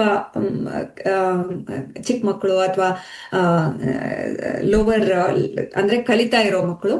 ಬಟ್ ಅದಲ್ಲದೆ ಹೆಚ್ಚಿನವ್ರು ತುಂಬಾ ಸೀನಿಯರ್ ಲೆವೆಲ್ಸ್ ಮಕ್ಕಳು ಡಾನ್ಸ್ ಮಾಡ್ತಾ ಇರೋದು. ಇದ್ರಲ್ಲಿ ಎಲ್ಲಾ main characters done by who has completed senior syllabus. So ಅಷ್ಟೊಂದು ಪ್ರಯತ್ನ ಪಡ್ತೀವಿ, ನಾನು ಮಾಡ್ತಾ ಇದ್ದೀನಿ. ನಾನು ಏನ್ ಮಾಡ್ತಾ ಇದ್ದೀನಿ ಅಂತ ಹೇಳೋದನ್ನ ಬಂದು ನೋಡಿ. ಖಂಡಿತ. ಆಮೇಲೆ ನೀವ್ ಹೇಳಿದ್ರೆ 90 minutes ಅಂತ, ಅಂದ್ರೆ ಏನು ವಿಡಿಯೋ ರೆಕಾರ್ಡಿಂಗ್ ತರ ಮಾಡ್ಬಿಟ್ಟು ಒಂದು ಮೂವಿ ತರ ರಿಲೀಸ್ ಮಾಡ್ಬೇಕು ಅಂತ ಏನಾದ್ರು ಪ್ಲಾನ್ಸ್ ಇದೆಯಾ? ನೋಡ್ಬೇಕು, ಗೊತ್ತಿಲ್ಲ. ಯಾಕಂದ್ರೆ ಆ ಲೈವ್ ಇಫೆಕ್ಟ್ ತುಂಬಾ ಬೇರೆ ಇರುತ್ತೆ. ಬಟ್ ಅದನ್ನ ಸ್ನಿಪ್ಪೆಟ್ಸ್ ನಾವು ರಿಲೀಸ್ ಮಾಡ್ಲಿಕ್ಕೂ ಚಾನ್ಸಸ್ ಇದೆ ಯೂಟ್ಯೂಬ್ ಅಲ್ಲೆಲ್ಲ. ನಾಟಕವನ್ನ ಯೂಟ್ಯೂಬ್ ಅಲ್ಲಿ ನೋಡೋದಕ್ಕೂ ಅಥವಾ ಯಕ್ಷಗಾನವನ್ನ ಯೂಟ್ಯೂಬ್ ಅಲ್ಲಿ ನೋಡೋದಕ್ಕೂ ಲೈವ್ ನೋಡೋದಕ್ಕೂ ತುಂಬಾ ವ್ಯತ್ಯಾಸಗಳಿದೆ. ಸೊ ಇದೊಂಥರ ಯಕ್ಷಗಾನ ತರ ಇದೆ. ನಿಮ್ಗೆ ಯಕ್ಷಗಾನ ಅಂತ ಹೇಳಲ್ಲ ನಾನು, ಬಟ್ ಭರತನಾಟ್ಯವನ್ನ ಒಂಥರ ಯಕ್ಷಗಾನ ಸ್ಟೈಲ್ ಅಲ್ಲಿ ನೋಡ್ದಂಗ್ ಇರುತ್ತೆ. ಸೊ ಇದು ನೃತ್ಯ ರೂಪಕ ಅಂದ್ರೆ ಏನು ಅಂತ ಗೊತ್ತಿಲ್ಲದವ್ರಿಗೆ ನಾನು ವಿವರಿಸ್ತಾ ಇದ್ದೀನಿ. ಅಥವಾ ಸಂಗೀತ ಇರೋ ಡ್ರಾಮಾ ತರ ಇರುತ್ತೆ. ಸೊ ಇದೊಂಥರ ಡಾನ್ಸ್ ಮತ್ತೆ ಡ್ರಾಮಾ ಎರಡು ಸೇರಿರುವಂತದ್ದು.